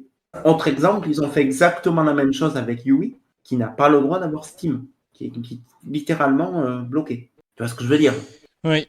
Bon, on va. Donc voilà, écrivez pas, essayez pas de nous envoyer des messages, ça, on les recevra pas. On communique pas sur le même réseau. Et pour les commentaires, je vais revenir dessus là dans 2 minutes. Alors juste un détail quand même, c'est que c'est assez dingue. Hein. Ils vont jusqu'au niveau de on provoque quelque chose pour restreindre les libertés de certaines personnes isolées. C'est assez fou. Je comprends pas comment c'est possible qu'il n'y ait pas une autorité qui régule tout ça et qu'elle soit au courant correctement des choses. Comment c'est possible? Bref. Mm. Alors pourquoi ces copies bizarres de sites web? Est-ce que ce serait pour la sécurité des personnes handicapées? Ça semble logique, mais on est en connaissance d'informations contradictoires sur un cas spécifique qui concerne une personne en particulier. En fait, tu en as parlé finalement. Il se trouve que l'une des personnes d'un de ces établissements est victime de cyberharcèlement qui au départ venait du fameux youtubeur troll donc sur internet. J'ai reçu donc une capture d'écran. Alors ça semble être un mail, mais ça. Donc récemment, elle a reçu à plusieurs reprises un message par email dans son établissement, donc via intranet, qui la menace de la traquer. Pour ce que ça veut dire au passage. Mais attention, hein, traquer, mais en restant dans la limite légale. Alors PTDR au passage. Je sais pas qui a écrit ça. Mais il fallait quand même oser pour dire ça tout en faisant des menaces et du cyberharcèlement. Je fais ça, mais attention, c'est légal. Alors le truc assez délirant, c'est que il a même signé avec le pseudo de la personne. Oui. C'est assez dingue. Ce qui est assez drôle aussi, c'est qu'à la base, cet intranet, il était prévu pour que les personnes handicapées aient accès à une partie une sorte de copie sécurisée d'Internet, notamment de YouTube, dans le but de leur éviter d'être impactés par des contenus plus discutables au départ. C'est créé C'est avec ça, l'idée, elle est pas mauvaise en soi. Elle se justifie de base.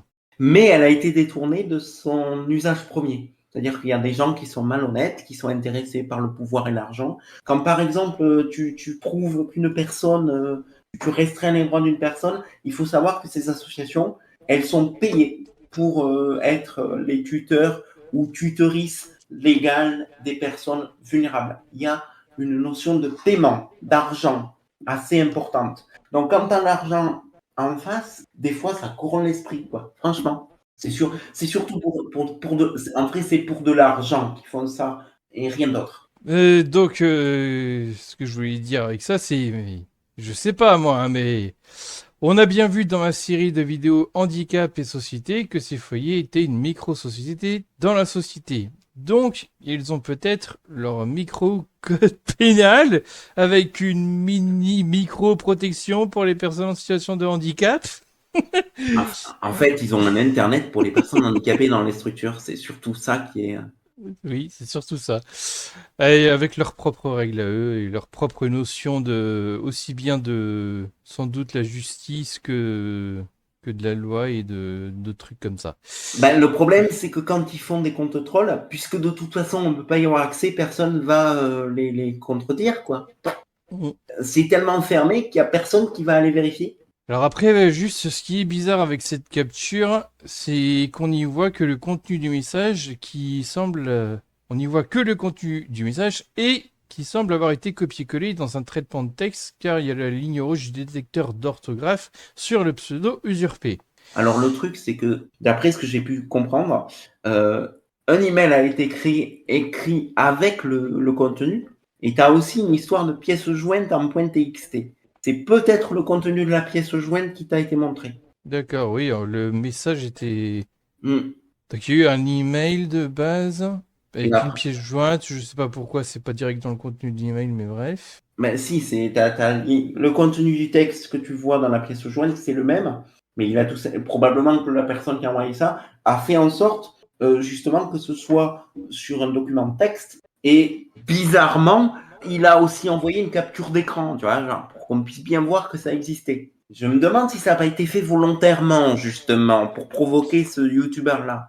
Mais je comprends pas pourquoi c'est dans un... Le message de menace, c'est dans un fichier de texte et pas dans le corps de l'email. Ben, il est dans le corps de l'email. Mais nous, ce qu'on a vu, c'est le fichier .txt qui était fourni en pièce jointe. Et pourquoi il y aurait un doublon? Pourquoi? Oh, je sais pas, peut-être qu'ils avaient envie que ça fuite un peu ou ils avaient une stratégie chelou, parce qu'avec eux, je peux pas te répondre, hein, alors là. Mais s'ils l'ont fait, c'est qu'il y a une raison précise. Ces gens ne font rien sans raison valable. Ben, ouais, on voit ça, on est littéralement les marionnettes de leur propre dénonciation. Oui, mais c'est pas sain comme un truc. Oui. Coucou, ici le moi-même du montage qui revient vers vous parce que j'ai envie de revenir sur cette fameuse capture d'écran là. j'avais dit un truc à quelqu'un qui est ceci. Pour l'email, le fait qu'on voit juste un texte sur fond blanc ne rend pas ça visuellement crédible. En fait, le message aurait été envoyé en pièce jointe, soit en plus du corps de l'email, soit juste un email sans texte et une pièce jointe. Bon, apparemment, c'était en pièce jointe, d'après Tofo, et en TXT. Et je me demandais pourquoi il y avait le truc de correction d'orthographe sur le pseudo de la personne. Alors je me suis dit que ça a été ouvert soit sous Linux avec un éditeur type Gedit qui comprend un correcteur orthographique, soit même sous Windows avec Notepad++ où on peut télécharger un correcteur orthographique. Voilà, la preuve ici d'ailleurs. Regardez, ça c'est les liens que je vais mettre dans la description de la vidéo. Oui, il y a quelques trucs qui sont détectés comme des fautes d'orthographe. Et là, il est, bon, évidemment, il me propose des trucs un peu bidons, mais peu importe. Voilà, pour Dreamcast, Medicast, je sais même pas ce que c'est. Enfin, peu importe, c'est pour vous dire que ça existe. Sauf que la police d'écriture qu'on voit n'est pas le genre de police qu'on voit sur un éditeur de texte habituellement. Parce que d'habitude, on voit soit... Alors ça dépend un peu des périodes pour Windows, parce que... genre sous XP, c'était un espèce de... Je sais plus si c'était Courrier New, mais c'est un truc un peu dans le genre. Aujourd'hui, c'est... Aujourd'hui, je sais plus. Il y a eu la période, une police un peu plus propre, enfin un peu plus normale comme celle-là, quoi. Un peu plus Arial. Mais sous Linux, c'est souvent resté des polices un peu façon Courrier New ou ce genre de truc. Enfin, plus ou moins. Et en fait, donc je m'étais dit, cette police a même l'air d'être carrément Libération Serif que l'on trouve dans LibreOffice, même dans sa version Windows. Et d'ailleurs, j'ai vérifié et regardez ça. Bon, je vous montre ça à l'arrache parce que je fais déjà assez de montage sur cette vidéo. Je pense qu'elle va me prendre au moins tout le week-end et même plus pour des définitions. Regardez. Tiens, ça me semblait plus exact que quand j'avais vérifié la première fois en vrai. Mais bon, vous voyez, c'est une police, si c'est... Soit c'est vraiment Libération Serif, soit c'est quelque chose de très proche. Mais de toute façon, vous voyez, c'est ce genre de police, comment dire, là, comment on dit ça déjà? Avec empattement, je crois. Un peu à la Time News Roman, bref. Donc, il n'y a jamais ça, en tout cas par défaut, sur les éditeurs de texte. Donc, au pire, c'est un fichier type ODT, plutôt un truc. Enfin, en fait, ma première impression quand j'avais vu ceci, c'était que le texte avait été copié-collé justement dans un traitement de texte.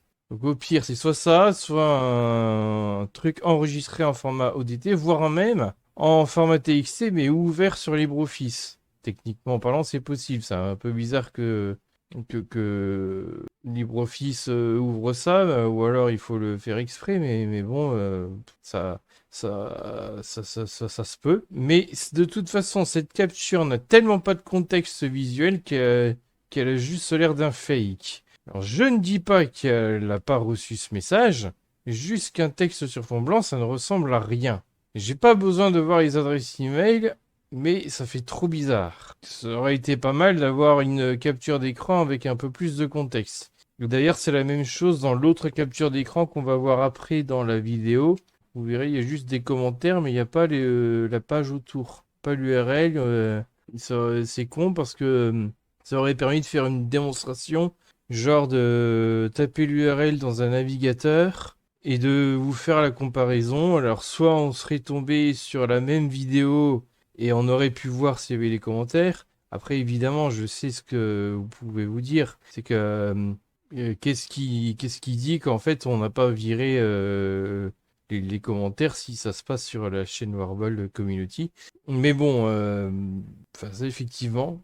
Mais enfin, soit on retrouve la même vidéo, soit tout simplement l'URL donnerait de mon côté un lien qui marche pas tout simplement. Ça aurait été assez marrant à voir. Enfin, et puis dans ce cas-là, on aurait pu montrer la vidéo, la version originale sur Internet. On aurait pu constater que le lien n'est pas le même et ça aurait été une preuve intéressante.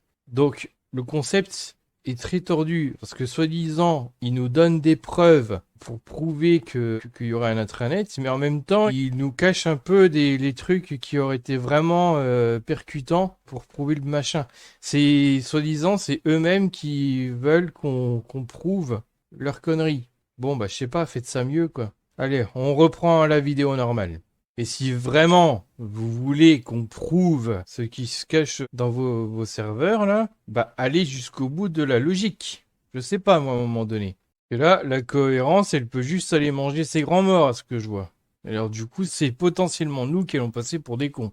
Mais bon, c'est sûr que c'est pas eux que ça va déranger, hein.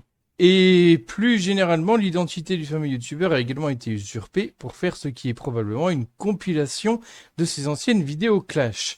Oui, parce que d'après ce qu'on m'a dit, une certaine vidéo est plus longue sur l'instance YouTube de l'intranet, quoi, et elle contient la voix du vidéaste, alors que c'est pas le cas en réalité. Et donc, j'ai reçu une autre capture d'écran avec ce coup-ci des commentaires YouTube, mais de l'intranet donc.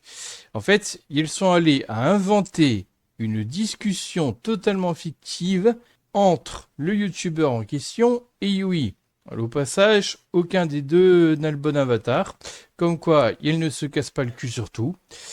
Tout ça pour dire qu'on ne peut pas prétendre d'un côté construire un petit réseau fermé pour protéger des personnes potentiellement vulnérables et contribuer à un cyberharcèlement qui en plus existait déjà sur l'internet de l'autre. Ben, le problème, c'est que le youtubeur en question, lui, il a peut-être reçu des trucs qui venaient d'eux. Et c'est pour ça qu'à la limite, ces gens-là, ils sont contents parce qu'ils ont eu ce qu'ils voulaient. Donc à la fois la personne elle est harcelée sur Internet et sur l'intranet. Donc moi, histoire qu'elle puisse bien faire la différence, ce serait quand même bien que le vrai youtubeur en question supprime le contenu. Parce qu'il n'est pas question qu'on utilise.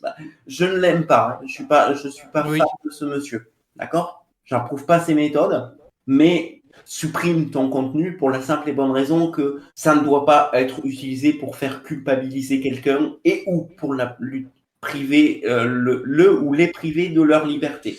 Ça fait pas plaisir, mais malheureusement, tu as été utilisé. On s'est servi de toi en fait. Désolé de le dire comme ça. Je sais que ça, c'est pas agréable de s'en rendre compte, mais on est voilà utilisé d'une manière qui nous dépasse en fait.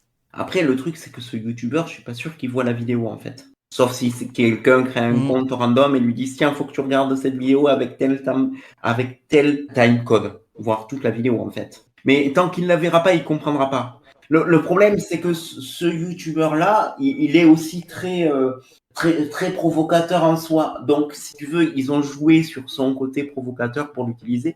Ils ont clairement joué oui, sur son côté sanguin, oui. Et le problème, c'est qu'ils se servent de lui pour voilà. Alors, je sais pas si ce monsieur intègre que c'est quand même une violation des droits de l'homme d'utiliser ça, parce que c'est pas. Ça veut dire quand même qu'ils servent de ton contenu pour restreindre certaines libertés. Le problème, c'est qu'on peut pas porter plainte parce que c'est interne à la structure et que pour porter plainte, il faudrait pouvoir prouver par A plus B l'existence de ce réseau, c'est-à-dire avoir accès pour constater. Et tant que tu n'as pas accès pour constater, tu peux pas porter plainte. D'autant plus que si tu portes plainte, ben les mecs ils vont te dire ouais ok mais c'est un réseau privé, c'est pas un public, donc vous avez rien à dire.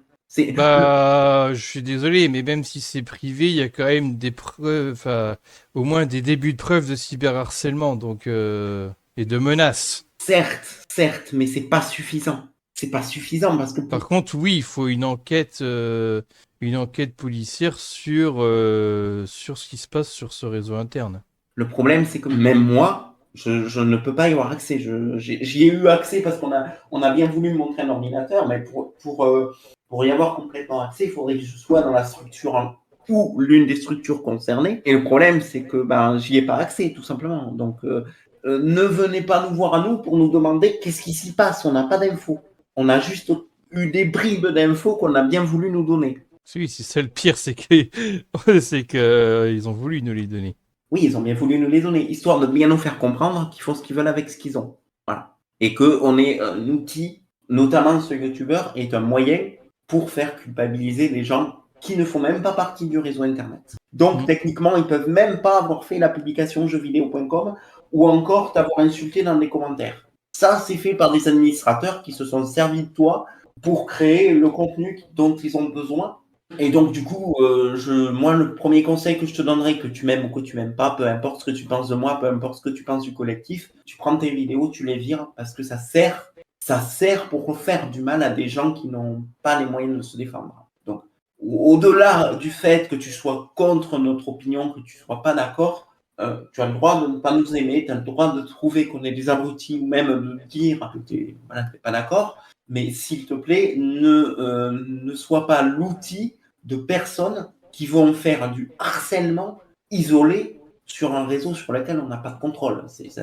Et plus globalement, j'ai envie de te dire, les vidéos provocations que tu fais, les vidéos Kikou, ça sert ses intérêts également. Il ne te le dira pas, mais ce qu'on a retrouvé de copies de ta chaîne, c'est des vidéos insultes, des vidéos où tu fais des doigts d'honneur, des vidéos où tu fais des trucs pas très cool pour t'amuser très certainement, mais c'est sorti du contexte et réutilisé dans un autre domaine. Donc arrête. Sérieux, sans déconner, arrête, parce qu'un jour, on pourrait, un jour, s'il y a une enquête contre ces gens, parce qu'ils vont à l'encontre du droit de l'homme, entre guillemets, et d'autres choses comme ça, dans les structures, il y a pas mal de débordements. Et on peut, ne serait-ce quand on regarde les aides-soignants qui ne veulent pas aller travailler là-bas parce qu'ils sont sous-payés et ou parce qu'il y a des choses qui ne vont pas dans leur sens, notamment par rapport à certaines choses qui sont un peu cringe.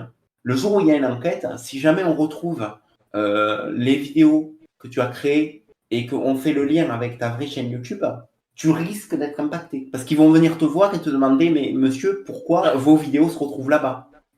Tu auras beau dire que c'est pas toi, ils vont te dire quand même, vos vidéos se sont retrouvées là-bas et tu auras potentiellement des problèmes ou potentiellement des comptes à rendre. Et je pense pas que ce soit dans ton intérêt d'avoir des comptes à rendre. Parce que... Et puis de base, pourquoi est-ce qu'il y a certains propos dans certaines vidéos, quoi?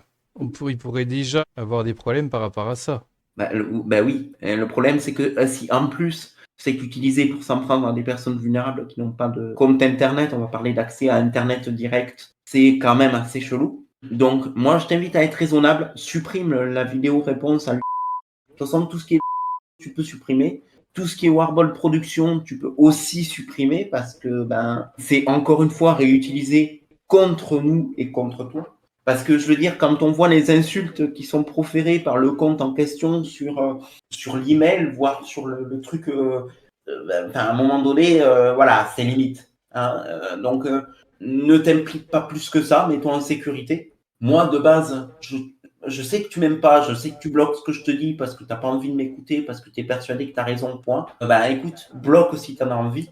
Mais par contre, ne permets pas à ces gens d'utiliser ton contenu sur leur réseau pour faire du mal aux personnes ciblées, quoi. Parce que ça se fait pas, c'est tout simplement immoral. Et je sais même pas si tu t'es rendu compte qu'on se servait de toi pour ça, en fait.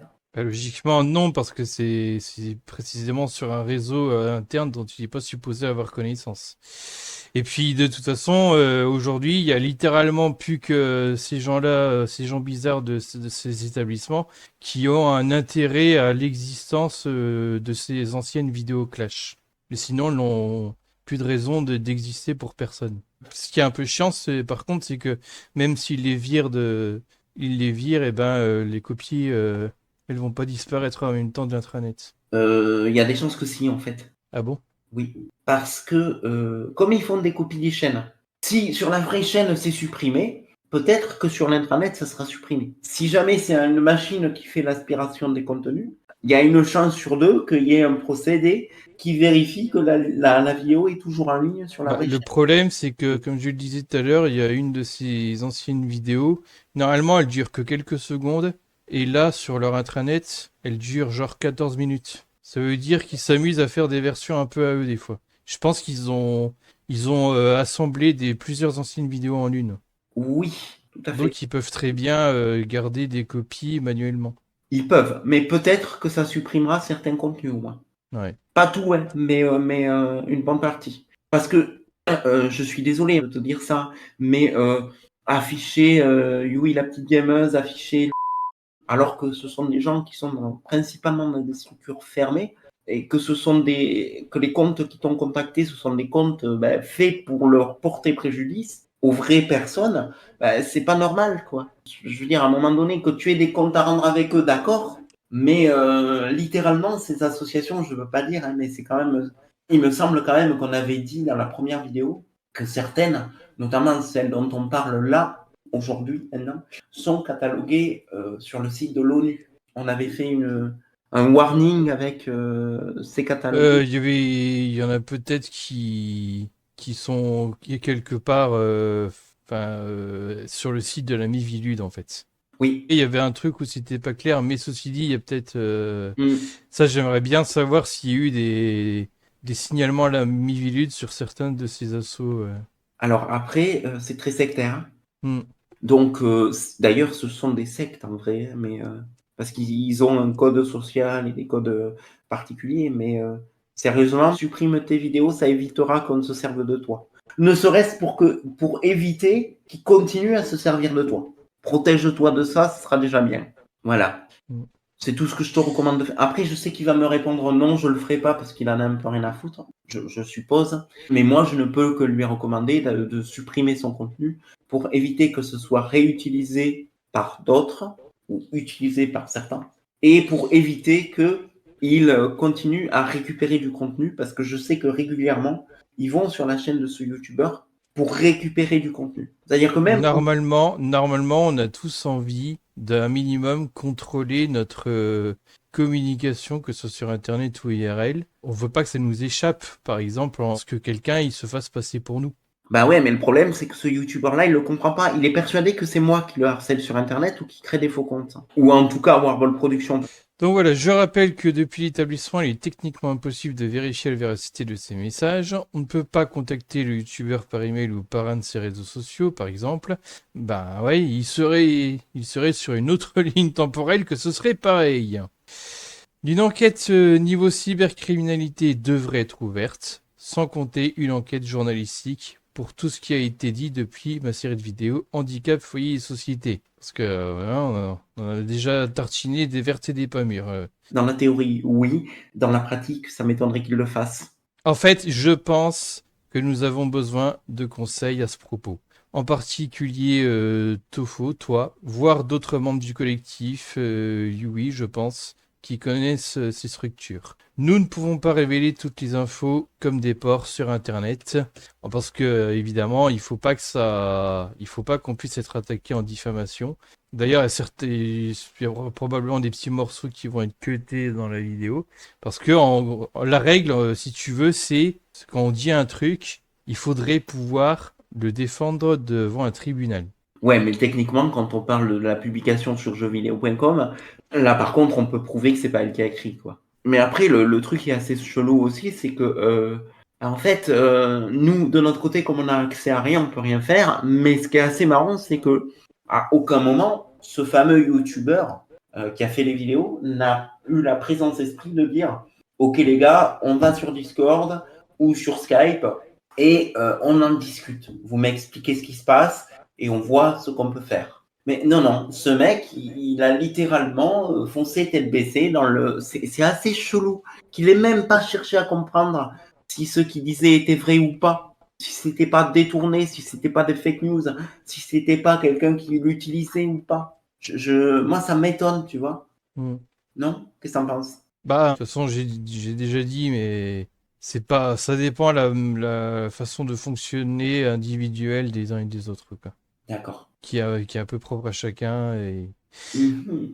Enfin bref, mais c'est pour ça vraiment je pense que pas moi spécialement, mais toi, Yui et d'autres personnes plus ou moins proches de Warble et même plus généralement vivant dans ces établissements ont actuellement besoin de conseils et même d'un énorme coup de pouce parce que il se passe des choses absolument pas normales et vraiment condamnables. Mais dans mon cas, je suis plus dans les structures.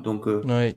Donc moi, je peux vous dire ce que j'ai vécu, ce que j'ai vu, mais ça reste ce que j'ai vu moi. J'ai pas de moyen de prouver ce que j'ai vu. Je l'ai vu, je l'ai vécu, c'est moi qui l'ai vécu, c'est moi qui l'ai ressenti. Là, on peut vous montrer on va dire des bribes que effectivement il y a un réseau alternatif. On peut On n'a pas à avoir besoin de faire du cyberharcèlement en inventant des commentaires, en faisant de l'usurpation d'identité pour protéger une personne si elle est vraiment vulnérable. C'est ça le plus important en fait. Ouais, mais ça, moi, par exemple, je suis en dehors de la structure. Donc, je Oui. pourrais rien montrer. Rien montrer. Sauf si j'ai un ordinateur pour le montrer. Mais encore une fois, j'en ai pas. Donc, je ne peux rien faire. Les seuls qui peuvent intervenir, c'est à la limite la direction de ces établissements, s'ils ont envie d'intervenir dans ce milieu-là, ou s'ils se prennent une enquête dans la gueule et que ben, il y a un retour juridique. Sinon, dans En, tous les cas, pas possible d'intervenir. en Pour fait, nous, en tout cas. s'il y avait une possibilité de pouvoir aller plus loin, mais que ça nécessite des infos un peu plus claires, ben, là, faudrait sûrement pouvoir passer par Yui en fait. Ouais, sauf que Yui, comme je t'ai expliqué tout à l'heure, Yui, elle nous a montré quelque chose parce que c'est supérieur. On t'a accepté de faire en sorte qu'on le voit. Mais après, s'ils veulent pas que Yui te donne une info, elle te la donnera pas. Oui, oui, mais ces gens-là ne sont pas au-dessus des lois, contrairement à ce qu'ils ont l'air de penser. Coucou, c'est à nouveau le manga TD du montage. Je reviens vers vous pour vous montrer un truc qui n'a rien à voir, mais vous allez comprendre un peu après pourquoi je le montre. Entre-temps, Vinachiro a aussi déterré ça. Voilà, c'est une série d'articles de la Nouvelle République.fr. Alors, je sais pas exactement, ça doit être un journal régional en fait apparemment de la région de Tours, hein, qui nous dit détournement de fonds à la page, je sais pas comment ça se prononce, la page 37. Tout savoir sur l'affaire. Bon, tout ça pour dire, en fait, c'est un couple ou du moins le monsieur, parce que la dame n'a pas reconnu les faits, elle a passé le truc en appel, on le voit d'ailleurs ici. Pas très convaincu enfin comment dire le tribunal quoi. Donc on a voilà un couple du moins le monsieur qui donc a été condamné pour détournement de fonds, sachant que donc ils étaient directeurs d'un établissement d'accueil pour personnes en situation de handicap. C'était normalement des adultes et jeunes handicapés, on le voit quelque part. Voilà. Alors directeur de l'association pour adultes et jeunes handicapés. En fait, enfin, c'est lui le directeur, mais si je me souviens bien de l'histoire, en fait, pendant un moment, il a été remplacé par son épouse ou l'inverse. Enfin, bref. Alors, je vais pas vous faire la lecture des articles, hein, je vais les mettre dans la description. Donc, voilà, les risques 7 à 5 ans d'emprisonnement, ça dépend pour lequel des deux. Donc, les dernières nouvelles que j'ai vues, c'était en 2022. Elle a donc pas fait appel, la madame, mais comme je le disais, elle n'a pas du tout convaincu le tribunal. J'ai pas connaissance qu'elle a tenté le pourvoi en cassation. Après, le pourvoi en cassation, c'est particulier, hein. C'est pas en lui-même une deuxième cour d'appel. Il ne juge pas proprement parler l'affaire.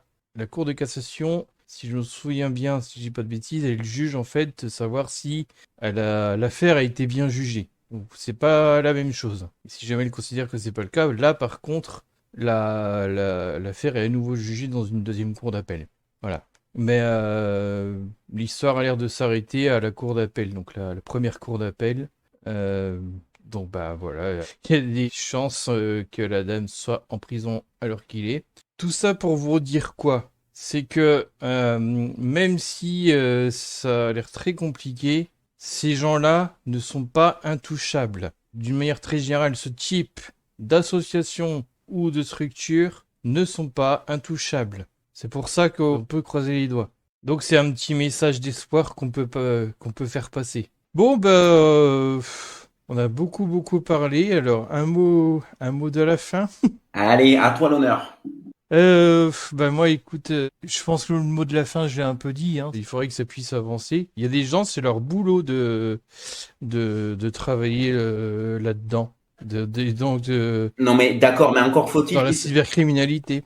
encore faut-il qu'ils soient au courant que ça existe et qu'ils aient des preuves à montrer à un tribunal. Oui, et c'est pour ça qu'il faut qu'ils puissent investiguer là-dedans. Et c'est pour ça qu'il doit y avoir à un moment donné, je pense, une connexion entre Yui ou quelqu'un de ces établissements et les autorités compétentes. Alors, je pense pas que Yui puisse leur répondre parce que Yui, elle n'est que administratrice d'une équipe et on lui donne les informations qu'on veut bien lui donner, donc c'est pas la personne la mieux placée pour. Non, il faut vraiment aller taper à la direction de ces associations, en fait. Par ailleurs, si tu vas taper trop bas, tu n'auras pas d'infos. Oui.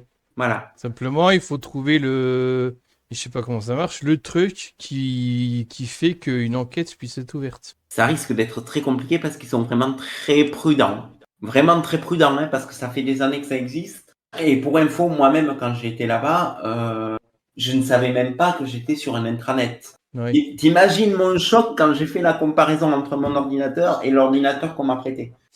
J'étais même pas capable de faire la différence. Donc, il est fort probable que certains administrateurs ne savent même pas que c'est un intranet, en fait. T'as des administrateurs à un certain niveau qui sont même pas au courant que c'est de l'intranet. Tout simplement parce qu'ils n'ont pas les compétences et les connaissances. Donc, ça va assez loin quand même. Parce qu'ils n'ont pas copié que YouTube, ils copient des sites limite à la demande, enfin, selon les besoins des uns et des autres.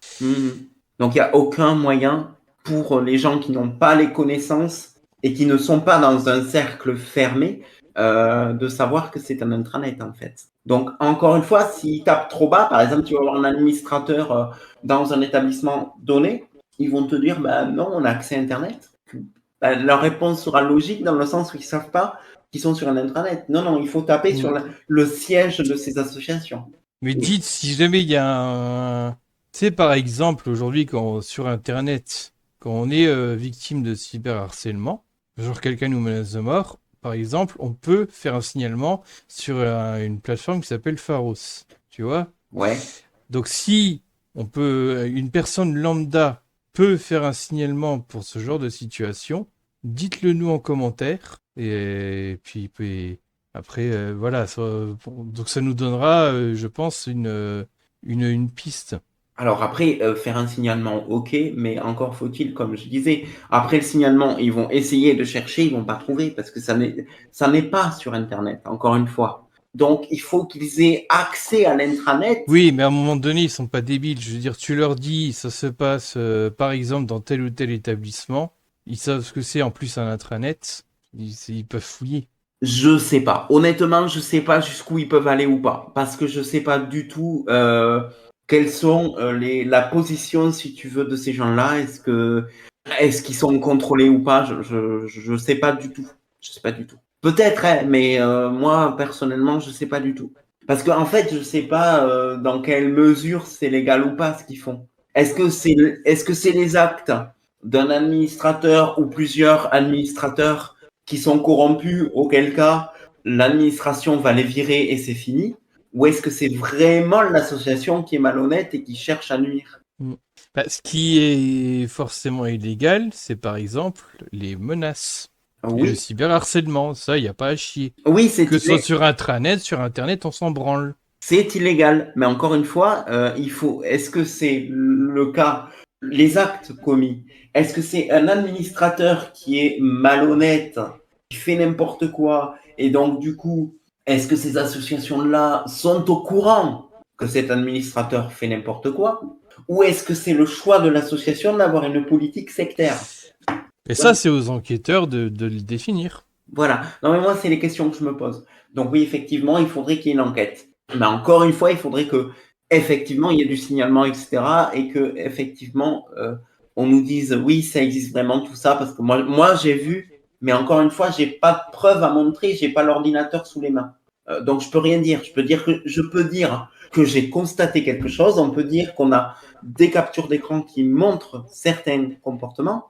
Mais encore une fois, on ne peut pas prouver réellement l'existence de cet intranet.